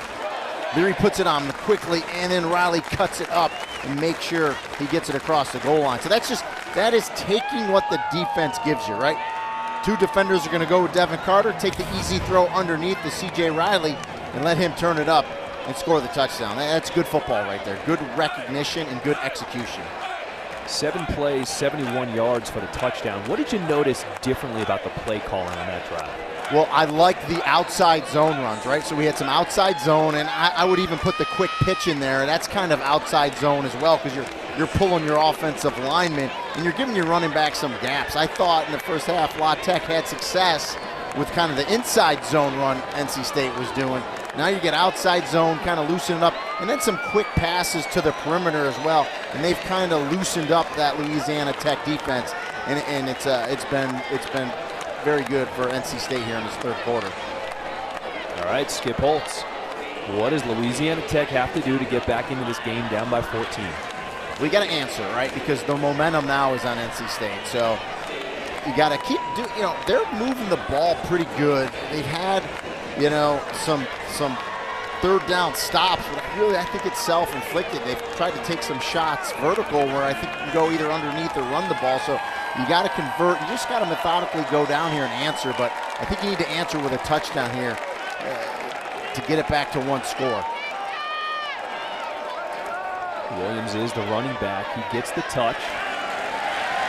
And he is just bottled up by this NC State defense. Let's send it down the cart.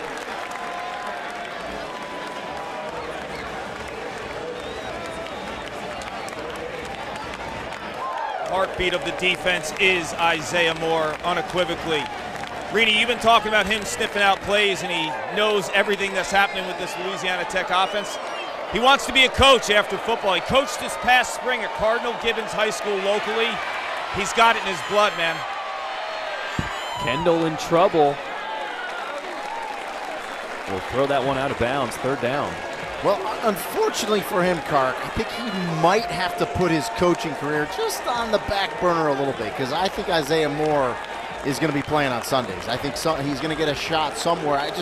He's 6'2", he's about 240, he can run, and just you talked about how smart he is. His football IQ is it's way up there, and so got a feeling he's going to be a great coach someday, but going to have to put it on hold. I think he's okay with that. At the end of that play, Austin Kendall was feeling his neck as he was pushed out of bounds. Play clock is down to 3, 3rd and 10. Got to get this one off. And they don't. Yes. Nope. They're going to blow this one dead. 5-yard penalty. Still third down. So delay a game, 5-yard penalty would back up Louisiana Tech. Yeah, the wheels kind of falling off a little bit, and you see Austin Kendall still feeling that neck. And they're just a little out of sorts right now, and NC State is definitely taking control of the momentum here in this second half.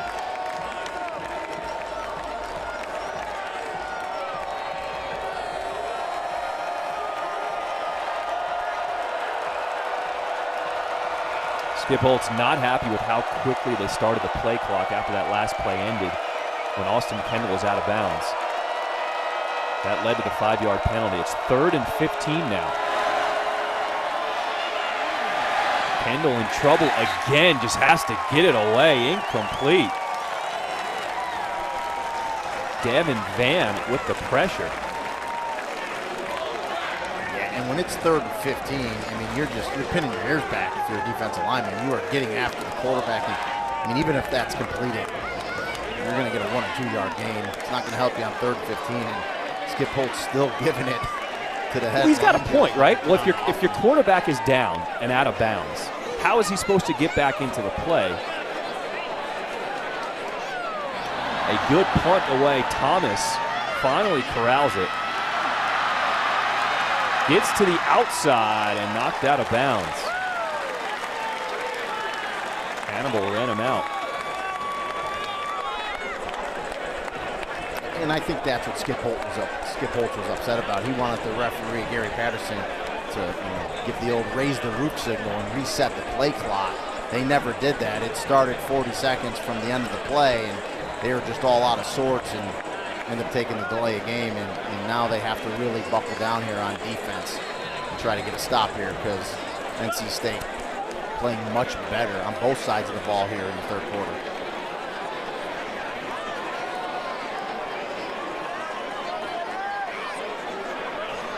Ricky Person gets the touch. And all of a sudden, NC State is starting to find some holes up front in the run game. Here's what happened the last drive. Yeah. Well, it's outside zone. Zonovan Knight. A little quick pitch with Knight to the left side. And you see the offensive lineman getting out, pulling, reaching, getting some space, giving their back some different lanes. And what play did they open this series up? As we take a look at the touchdown by C.J. Riley. And what play did they open this series up? Outside zone to the left once again. So they found the right play for their running game. 2nd and 6 to the air. That's Parham.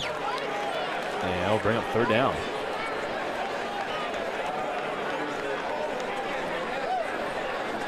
Good job hitting the tight end over the middle. So the good thing is you don't pick it up, but you get it to a manageable 3rd down. Like 3rd and 3, if you talk to most offensive coordinators, obviously you don't want to be in 3rd, but if you get to 3rd and 2, 3rd and 3, that's a manageable down that opens their playbook up as we take a look at Tim Beck, the offensive coordinator for NC State. 9 different receivers have made a catch for NC State. 3rd and 2 on the ground. This is Person.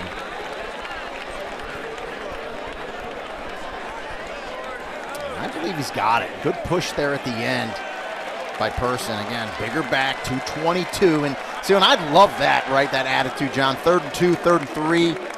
You're thinking, okay, I got a big offensive line, a big back. I'm going to go get it, right? That's an attitude. Go push the line of scrimmage, give it to my back, and go get me 2 and 3 yards instead of trying to throw it all around. I like that out of Tim Beck, and he's done that a few times in the second half here. Clock winding down on this 3rd quarter with 12 seconds to play. To the ground once again. There's Person, avoids the blitz, gets to the outside, stops short. He's just mashing all the buttons on the controller. Well, Dave Dorn said he wanted to run the ball better in the second half. They surely have. A gain of 17. And that's how the 3rd quarter will end. NC State making an effort to run the ball, trying to put this game away.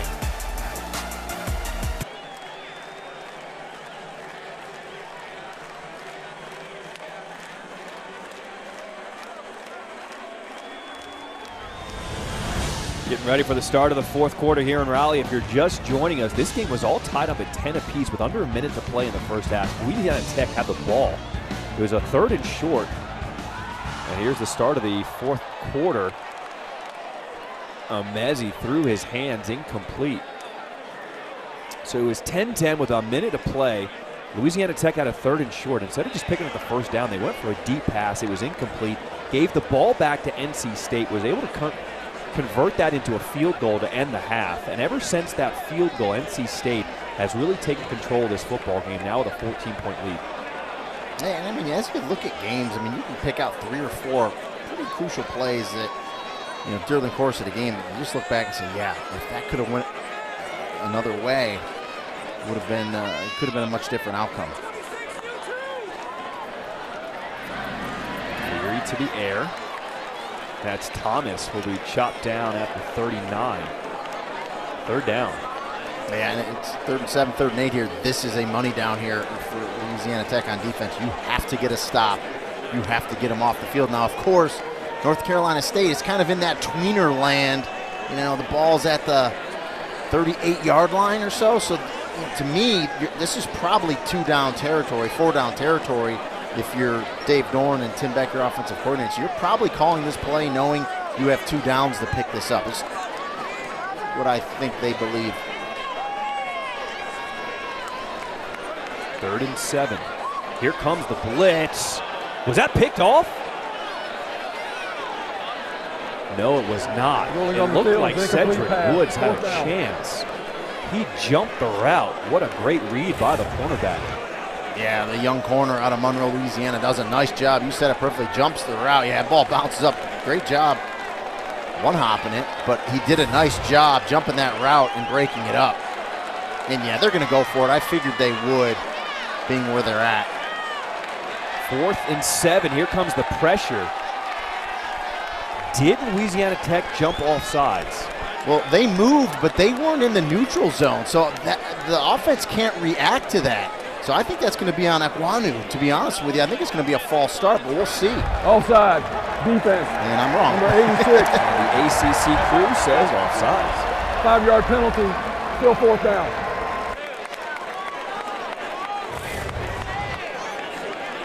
Here's the look. Did he? Boy, into the neutral zone. Yeah, I didn't think he did either, but yeah. That's a tough call. But, you know, they could also rule that simulation is what drew the offensive up. But that is a tough call, for sure. That's Ben Bell, the defensive end. Turns a 4th and 7 into a 4th and 2. On the ground. And it's going to be close. Person was stopped. Trey Baldwin was there on the stop. Yeah, I'm with you, partner. It's all about the spot. I don't know if he got First down, Louisiana Tech. They're saying he did not. 1st down, Louisiana Tech. What a stop for the Bulldogs defense. This game is not over yet. It is a 2-possession ball game. We'll be back. Welcome back. Louisiana Tech with a screen pass incomplete. Keon Henry Brooks could not reel that one in.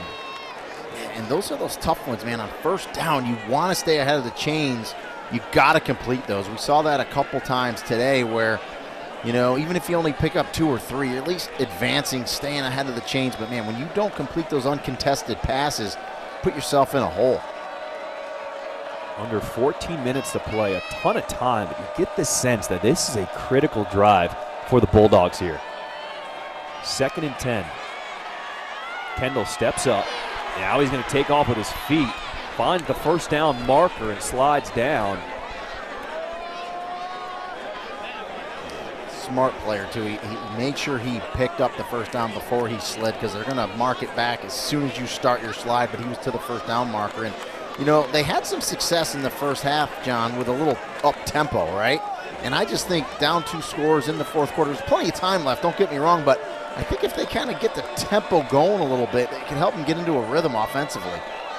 Henry Brooks is in the backfield with Austin Kendall.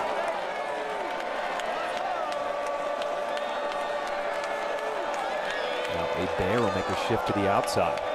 Play clock down to 3. Kendall looking right side. He's got a man open. Trey Harris at the 30-yard line reels it in. Harris had a big game last week against North Texas, and the coaching staff loves how he is stepping up lately. And there's no doubt Austin Kendall changed that play. You saw the receivers move on the left side. He had one-on-one coverage on the outside with Trey Harris. And that's a 50-50 ball that you have confidence that your young receiver is going to go up and make that catch. Henry Brooks on the carry, a good gain on 1st down as Louisiana Tech using the tempo now. And I think when they did that in the 1st half, it kind of kept that NC State defense a little off kilter.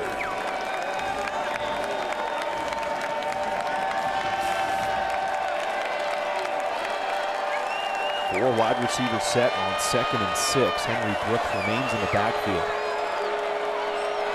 Kendall throwing left side, the push off. And Bub Means with the touchdown. I'm surprised they didn't call offensive pass interference, but no flags down, and Louisiana Tech is back in it. Letting them play. Love it. Another 50-50 ball that time to Bub Means. And there's some good size receivers for La Tech. Bub Means is 6'2", 205-pounder, and just one-on-one on the outside. Good protection. NC State sent some pressure. Yeah, a little hand jockeying, but yeah, I don't think enough there to draw a flag, John. And Bub Means goes up and makes that catch, and we have a one-possession ball game.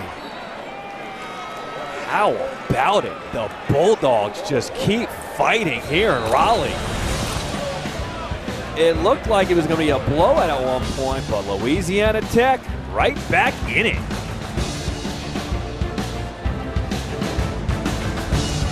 You know, if we take that wrapper back to the store, it can be recycled into other stuff. Well, I want my wrapper to be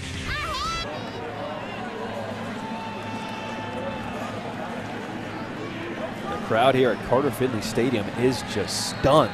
Louisiana Tech only down by 7, but there is a ton of time to play here in this fourth quarter. It just felt like for NC State the knockout punch was coming, right? It just didn't come. And La Tech says, we're going to answer here. Knight on the return will be pushed out of bounds. They had a chance. They were up by 14, and like you said, if they score a touchdown there, you're up by 21. Instead, Louisiana Tech hanging around like they've done all season long. All 4 games this season have been decided by a single possession. That's the first time since 2011. They did exactly what you need to do, right? You get the stop on 4th down, huge stop on 4th down. Then you turn it into a touchdown, right? You take it down the field and score. And that's how you stay in games. That's how you have one possession games every game of the season thus far for Louisiana Tech. Knight's in the backfield with Leary. Knight will get the handoff. And I've noticed when they run inside, the tackles haven't had much room. Instead, when they run to the outside with a toss or some kind of a sweep, that's when they've been getting a lot more space. Yeah, again, that's outside zone. That time they did it out of a pistol set. You know, so you put Knight behind Leary that's in the shotgun. And again, just outside zone. It just gives them a little more space, I think. And as a former running back, you love that because it doesn't pin you down to one specific hole and cut you got to make. You can keep it play side, you can bounce it, you can cut it back. There's multiple things you can do with outside zone. 2nd and 6. Here's the toss to Knight. Trey Baldwin in there on the stop. 3rd down. Yeah, and then they go toss to the wide side there, but good job by La Tech defensively to get up there and make that tackle, not letting that thing break out the backside and get it to a 3rd and 3. So now here, this is the chess match, right? What are you going to do offensively, and then defensively, can you get another stop? NC State 2 for 9 on 3rd downs today. And they've been running it a lot, 3rd and 2, 3rd and 3. So we'll see if they decide to run it once again, maybe with outside zone. Knight. No, they fake the handoff. Throw it to the outside. Complete to Trent Penix. 1st down, Wolfpack. Yeah, well, you love the play call by Tim Beck, right? So you fake the run underneath like you're going to go zone to the right, and then you bring Penix back underneath the formation into the flat. Just a quick little dump pass by Leary to pick up the 1st down. That's a nice play call.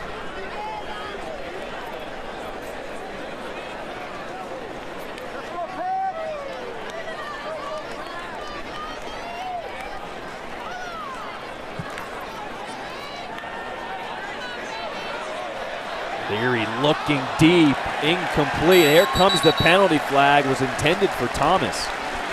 And you just love it because you see Thomas. Pass interference, defense, number 4, 15-yard penalty, automatic, 1st down. You see Thomas point to the back judge saying, where's the flag? And you see B.J. Williams jump in the air because he knows the flag's coming, and it came. Williamson, the safety, was called on the penalty. And he's a physical safety, and you have to be. And when you're physical and aggressive like that, you're going to get calls like that. You have to have a short memory if you're a defensive back. because you're going to get calls, but you got to flush it and you got to get ready for the next play because they're going to come back at you again. So 1st and 10, handoff is to Knight. Finds a hole over the left side and some room across the 20, down inside the 15. And I believe it was 28, Dylan Parham had an exceptional seal block to the right side. You're going to see a down block. You can't really catch it right there, and it was on Trey Baldwin, La Tech's exceptional linebacker, and that's what Springs runs. You're going to get a better look at it here. Yeah, it was Parham, 20. You saw him, Parham kind of hook block Trey Baldwin, and that allowed Knight to bounce that to the outside. Excellent blocking at the point of attack by NC State. Into the red zone, NC State on 1st and 10. Back to Knight, and he gets no gain on 1st down.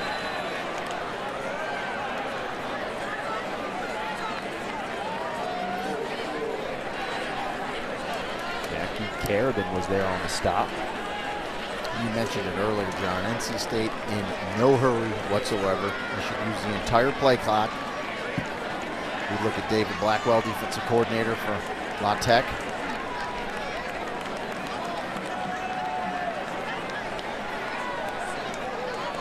His defense got chewed up earlier this season, but think about the offenses he's gone against. Mississippi State and SMU, 2 very good offense. So his defense a little underrated here. 2nd and 10. And Leary just throws that one away. I mean, and obviously, Louisiana Tech wants to win every game. They want to try to come back and win this game today. But regardless of the outcome today, they're in a good position in Conference USA. They're 1-0 in conference. They've had a really tough start to the season just because they've played very good teams. And again, I talked about it earlier in the broadcast. It is going to make them stronger as they get into the meat of their conference play in Conference USA. And I think they're going to be a tough team in that conference. And at the end of the day, they're going to be up towards the top when this season ends with a chance. And it's for a big stop here on 3rd and 10. Leary finds Rooks right at the 1st down marker, and they give him the spot for a 1st down. It's now 1st and goal. No, it's just second effort. Yeah, second effort. Trey Baldwin, number 3, has a chance to make the tackle and keep him short of the 1st down. He's able to bounce off him, keep his balance, and get to the line to gain. Right here, if Trey Baldwin can make that tackle, he can't. Rooks is able to bounce off that and get to the 1st down marker. NC State in the red zone tonight, 4 for 4. Now under 8 minutes to play here in the 4th quarter. Handoff is to Knight.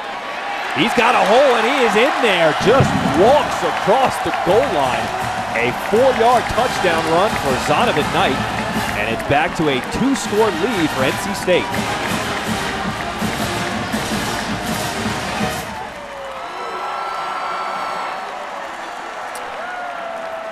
And you just love the changes they made at halftime, right? You're going to see the motion guy come, and it's Parham again with a nice kick-out block. Boom, they seal the inside, and just, again, outside zone to Zonovan Knight. You know, so the changes they made at halftime, they obviously talked to the offensive line. They looked and saw what they needed to do, and then I think the offensive line playing with a little more gusto here in the second half as well. Dunn tacks on the extra point. NC State back on top, up by 14 out the run by Donovan Knight. Take a look at the running back comparison for the Wolfpack. Zonovan Knight and Ricky Person, I mean, they're basically identical. Yeah, almost like twins, right? Listen, it's a luxury when you have 2 backs that you can put in. Very similar, a few differences, but not much. You love that as Tim Beck, your offensive coordinator. You don't lose anything when you put one in over the other, and the statistics show that right there.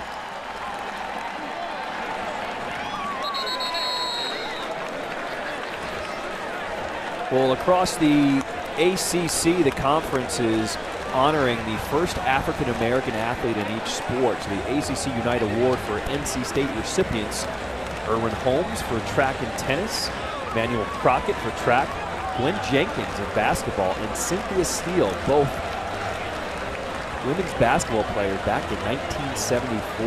It's important to honor the impact in the areas of racial and social justice. Nice job, the ACC Unite Award. Yeah, an important award. Keep it going. Nice job by the conference. Down by 2 scores, a 14-point lead for NC State. Empty backfield for Kendall. Looks right side, finds his dump off. Means is just lifted off his feet for a short gain.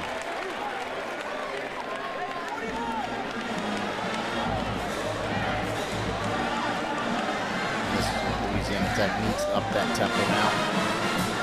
Said Means kind of got lifted up, brought back, only ended up picking up 3 or 4 yards on that first down play. Kendall, he'll step up, he's got some daylight, slides down, and that's a first down. It's Tanner. Yeah, he slid late, Tanner Engel. Get up, and now he's going to go back down to the turf as he grabs his right leg. Well, this is the old sliding into second base, breaking up a double play, because what happened was Austin Kendall cleated Tanner Engel there as he slid. Hopefully Engel can walk this one off. NC State cannot afford to lose another starter on defense. Oh, cleats up.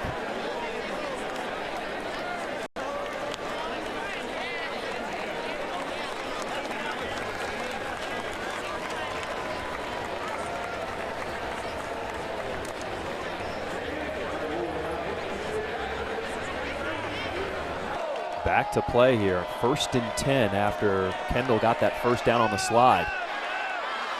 Blitz comes, gets the ball away, complete. What a catch by Samuel Emulus. Yeah, and we haven't called Emulus's name out much today. One-on-one on the outside. Austin Kendall recognized it immediately and went for it. And he goes up and makes a great catch over Battle, the corner. Louisiana Tech going quick. Kendall slides down. In the last 2 possessions for La Tech, Kendall has made some plays with his feet, and it's very important. And he doesn't hesitate, too. When he comes out of the pocket, he knows he's going to run. He goes, and he picks up what he can, and another first down for Louisiana Tech. Henry Brooks now on the ground. Bangs his way down to the 20-yard line as we approach 6:15 to play here in the 4th quarter. Yeah, I mean, down 2 scores first and foremost, right? Can't rush. You got to get this first touchdown in. And then from there, you can decide what you want to do, but got to get in the end zone first. Good to see Tanner Engel, the safety, back on the field for NC State. 2nd and 6 for the Bulldogs. Using up a lot of clock here, under 6 minutes to play. Play clock at 10.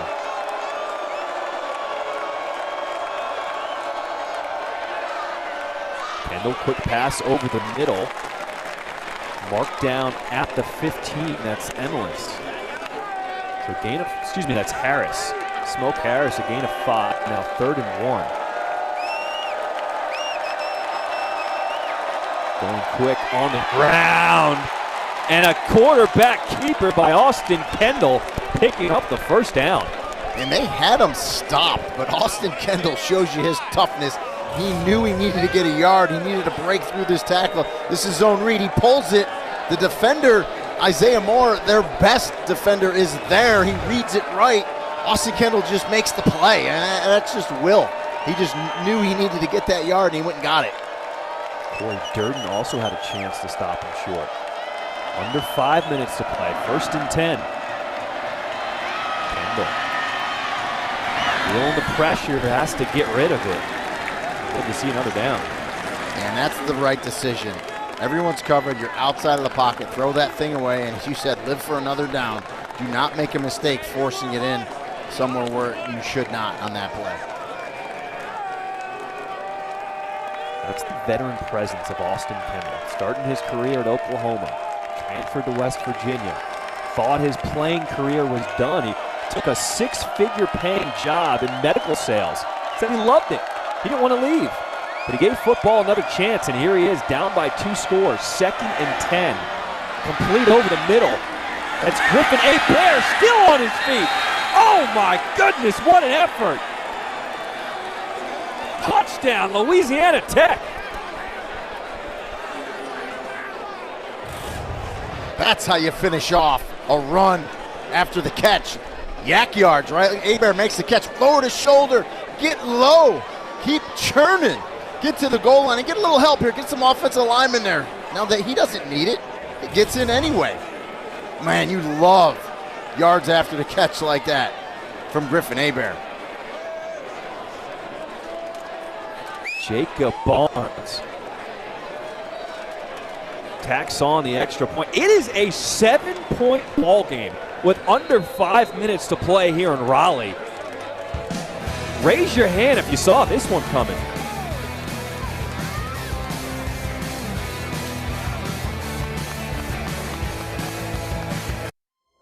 Fansville is back, and everything has changed. College athletes can...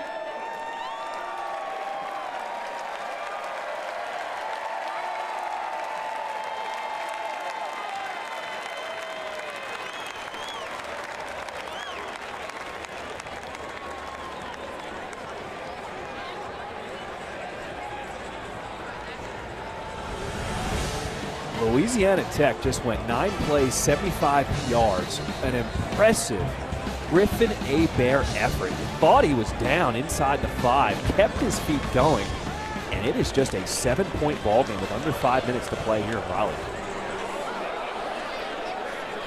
Another good kick by the Bulldogs. They've done this all day.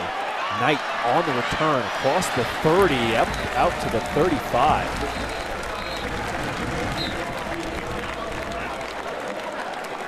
Well, the talk all day was about North Carolina State's defense, but for the first time this year, they've given up 3 passing touchdowns.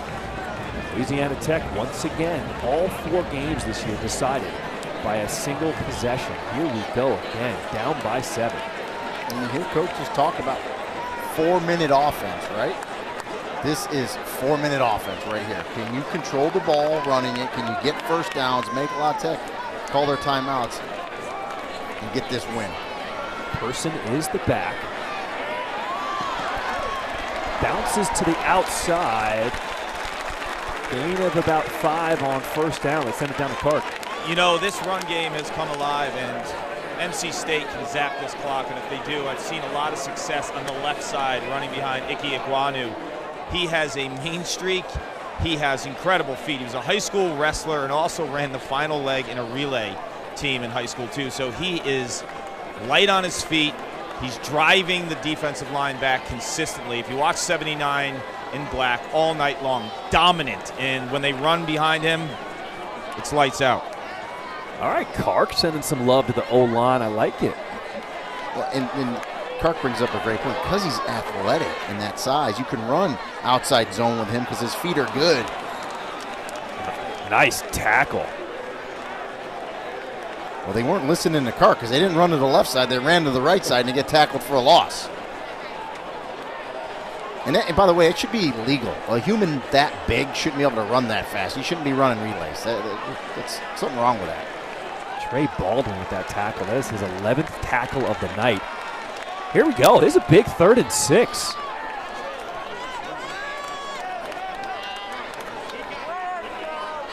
Can Louisiana Tech's defense get off the field?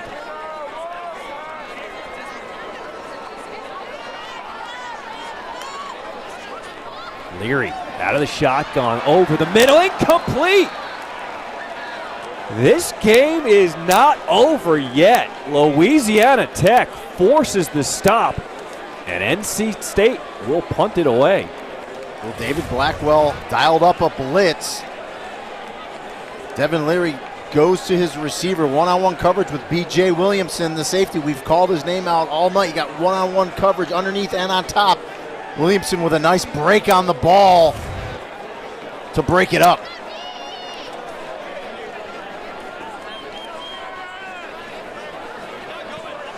Trenton Gill boots that one away. Harris, the deep man, fields it at his 9. And he is chopped down immediately at the 10. Keon Lassane with good coverage on special teams. Yeah, they've done a nice job keeping Smoke Harris in check. Hit a 67-yard punt return last week. Not much today, but listen, 2:56, 2 timeouts. I like the rhythm Austin Kendall has been in the last couple possessions. I think the key to this drive is he's got to make some plays with his feet once again. And he's done it the last couple times. If he can do that again and spread the ball around, I think they have a chance to go down the field here. And he needs to protect the football as well, obviously. Now he's facing an outstanding NC State defense. But tonight, Louisiana Tech has just gashed them. 408 yards so far. Going to start from the 11, 1st and 10. Kendall backs up into his own end zone, gets rid of it. You know, when we talked to defensive coordinator Tony Gibson for NC State this week, he's told us, and we both kind of looked at him in the Zoom, that on film, Louisiana Tech's offense was better than Clemson that they faced a few weeks ago. And it's proving it out right now with what they're doing tonight in this game. When he said that, I didn't believe him. I said, wait, let me hear that straight. You think Louisiana Tech's offense is better than Clemson? He said, yeah. On film, he said, on film, but he's seeing it up close and personal tonight. 2nd and 10. That's a completion over the middle. What a tight window. Austin Kendall finds Trey Harris for a 1st down. And here's the other thing the last couple possessions. His receivers are making catches for him. You know, he's Harris there. We saw Abear. Emilus made a big catch. So players are making plays, and that's all you can ask him to do. Marcus Williams with a run up the middle. And the bodies are getting up a little slower here late in the 4th quarter.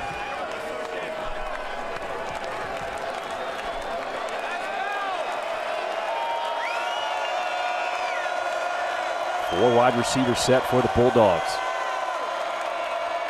Kendall has time. Another completion. Harris again, the sure hands. He is starting to step up here late. And oh, by the way, the coaches told us he was a little banged up coming into this game, just from playing, the physicality of the game, and looks pretty good to me. They think Trey Harris has a chance to be a star at wide receiver. 1st and 10, under 2 minutes to play. Kendall, using his legs, gets out of bounds. And there's the maturity of Austin Kendall. Snap wasn't great. He avoids a sack, and he's able to at least pick up a couple yards and get out of bounds. Now the clock's under 2 minutes, which is important. Out of bounds, it will not start again until the snap.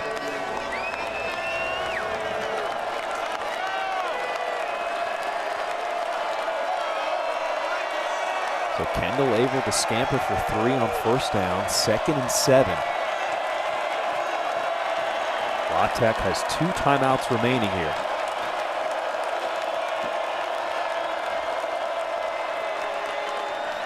Kendall rolling out. Another completion, and that's a 1st down. Smoke Harris with the grab. Gain of 8. As receivers are running nice routes, he's putting on them. They're making all the catches.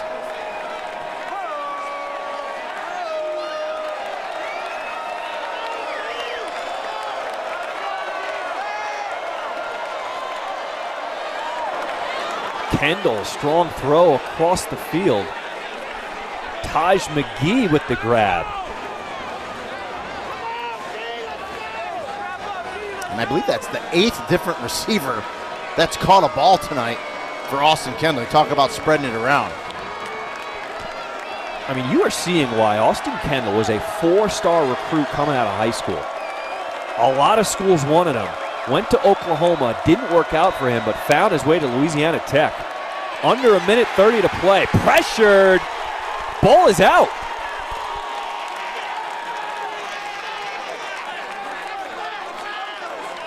Louisiana Tech did fall on top of it.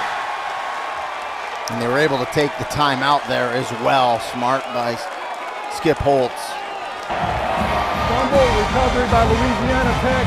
Timeout, Louisiana Tech. That's their second charge timeout of the half. 30-second timeout.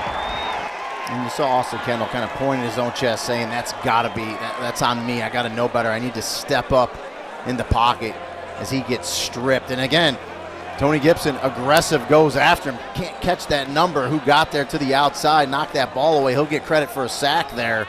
But just an aggressive defense selling out, getting to Austin Kendall. He was just not able to step up in the pocket and throw that ball. That's a defensive end, Daniel Joseph, with the strip sack. That's a loss of 8. Louisiana Tech calls their second timeout, now have 1 remaining.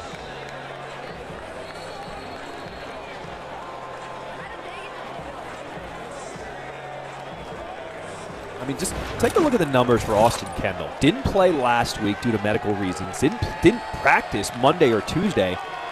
But he's come back out against one of the best defenses in the country, thrown for over 300 yards and 3 TDs.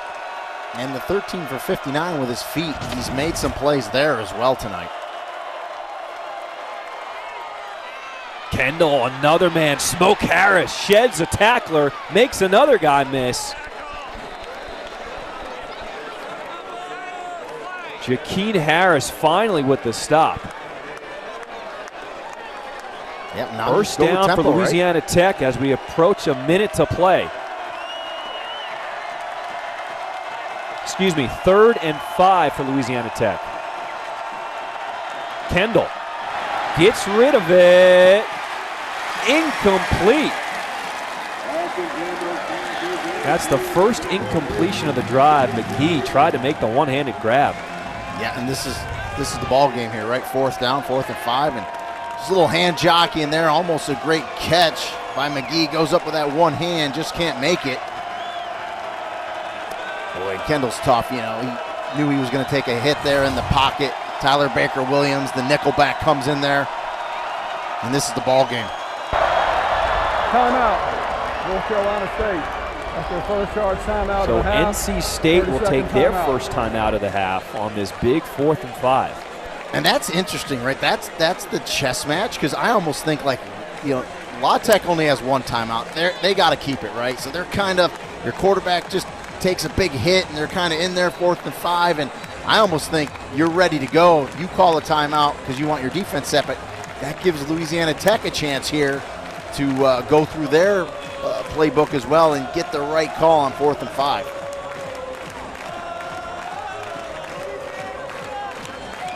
If you're La Tech, who do you go to? Well, he spread it around a lot. They like running slant patterns, right?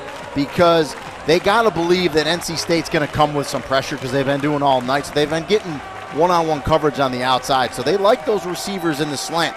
He's gone to them all. I kind of like something to get Austin Kendall out of the pocket to give him a two-way chance here. Either throw it or pick it up with his feet if he has to. 4 wide receivers set. Movement on the line. Here comes a penalty flag. This play will not count.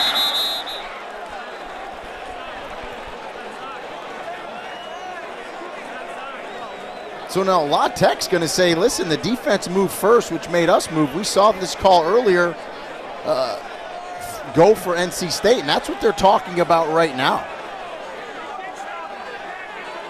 It looked like it was Terrell Dawkins, the man who might have jumped for NC State.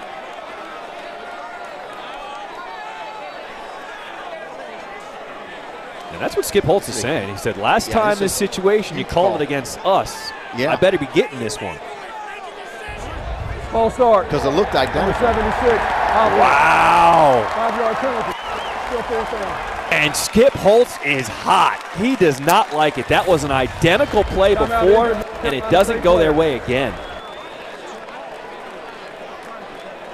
Yeah, I mean, the only thing, you know, they got together and talked. The only thing I could think they would say was he wasn't lined up directly over him, therefore his movement shouldn't made him move. But, you know, I'm just trying to think, getting the heads of the referee, because you're right. We had a play similar to that earlier in the game that went in favor of North Carolina State. Gary Patterson, the referee for this all-ACC crew. Daniel Joseph is the injured player down for NC State. And I'm pretty sure that's what they're telling him. He wasn't lined up directly over him, and that's why they went with the false start. But now, if you go back to the previous play that they called on Ben Bell, he wasn't lined up over them as well. And the thing is, there's no doubt that Brian Roselle moved because of the movement of the defense. He was looking right at him. As soon as that defender came, that defensive tackle came, he kick-stepped, he rock-stepped out of there. And it's unfortunate that that goes against Louisiana Tech. And it's exactly what Skip Holtz is saying, is we had this exact play earlier in the game, and it went against us then. Now it's going against us again. So you understand why he's upset, and rightfully so. You hate to see games come down to the officials, especially such a hard-fought game like this one. And you know, I mean, 4th and 10 is a world different than 4th and 5. I mean, it changes the play completely, what you had called.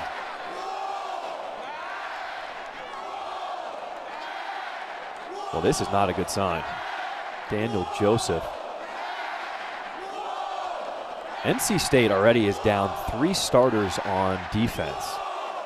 Paul Carcaterra talked about it in the open.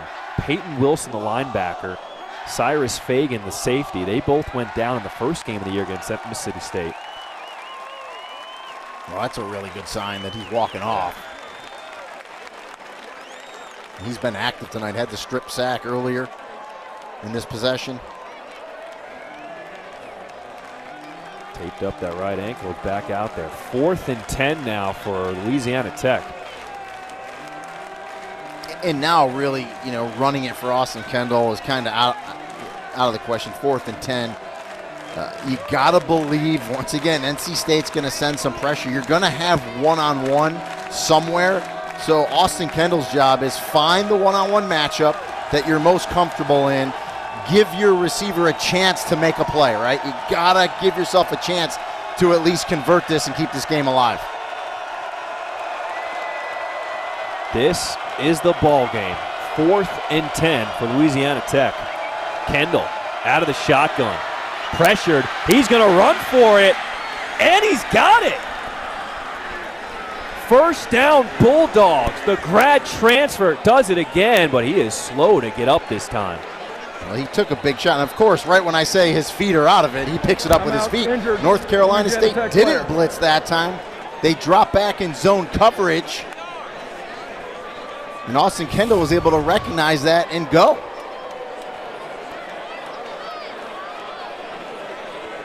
I mean, you see the linebacker there just running right out in coverage. Tanner Angle has to come up to make that hit, but it's not until Austin Kendall picks up the first down. Austin Kendall, with that run, is now the leading rusher for Louisiana Tech today. 14 attempts, 63 yards on the ground. And it looks like those he's numbers gonna stay are in the ball actually game. Yeah, and those numbers are actually skewed, John, too, because he loses yardage on sacks he takes. So he's actually had a better day running than those numbers suggest.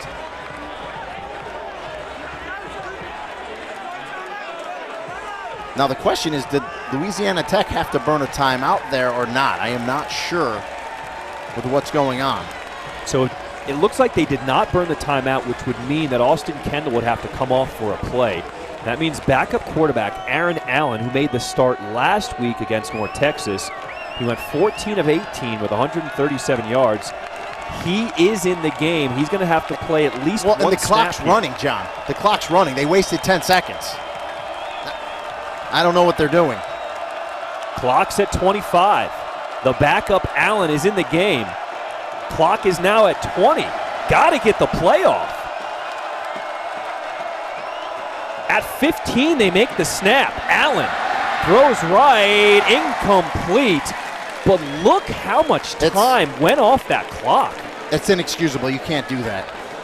Skip Holtz, you know, I know you want to keep that timeout. Go ahead and burn it. Your starting quarterback has to go out of play. Go ahead and burn it. I mean, you lost, what was it, 30? It was 41 seconds, I believe, when that play started. I believe. 40 seconds. Yeah. I mean, they it was at 41 seconds, and they didn't realize the clock was running. Which you just can't do. You just can't do that. Well, here we go. Austin Kendall back in the game with 11 seconds to play. And NC State's now going to call a timeout. North Carolina State, after a second charge, timeout of the half. 30 seconds. If you're Louisiana Tech on that last play, should they have called a timeout? I think they should have. Skip Holtz believed they could get Aaron Allen out there and run the play quickly, but they didn't. You know, I think if you ask him, in hindsight, it's 2020, once he realized the clock was running on the sideline, he probably should have went ahead and burned the timeout. You would have only, wasted 5 or 10 seconds at that point. But Aaron Allen's going through his normal reads and progressions, and what was it? My math probably about 29 seconds, I think that play took, right? Yeah, 29 seconds. He snapped the ball. The clock started when it was at 41 seconds. Yeah. He didn't snap it until it was down to 15. And caught 4 seconds off the play. So now, 11 seconds, you basically got 2 plays left. You could still use the middle of the field because you have that timeout left. You got to get it to a point where the last play you can at least take a shot at the end zone.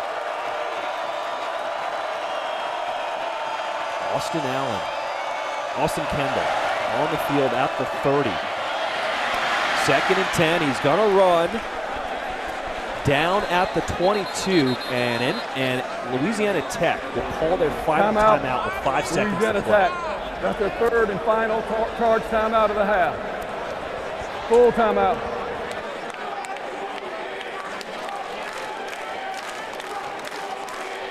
So, I mean, you're in Hail Mary time, but you're in a great position on the field. So it depends if they want to run a straight play here.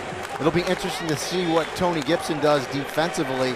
The last time they had him in a 3rd down situation, he didn't blitz. He dropped back in full coverage. I think he'll do that again and just try to protect the goal line. So do you flood a zone with 3 receivers for La Tech and just see what you can do? Or do you run a normal play and see if you can get in isolation somewhere? I just don't think NC State's gonna play a defense that's gonna give you an isolation anywhere.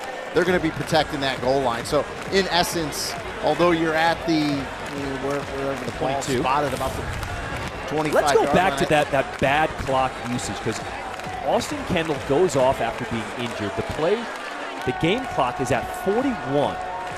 As soon as they start the clock, the backup Aaron Allen goes in and is completely unaware.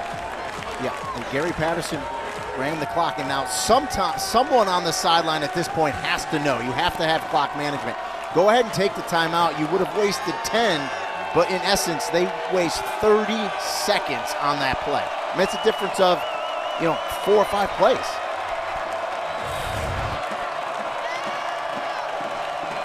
And now it all comes down to the final play of the ball game. Louisiana Tech out of timeouts, 5 seconds on the clock. Kendall takes the snap to the end zone. Intercepted!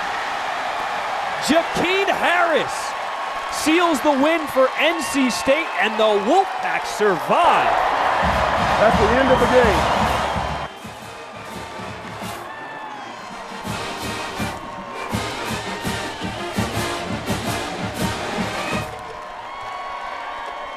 Kendall had to get it into the end zone. It was into double coverage, and Jakeen Harris saves the day for the Wolfpack.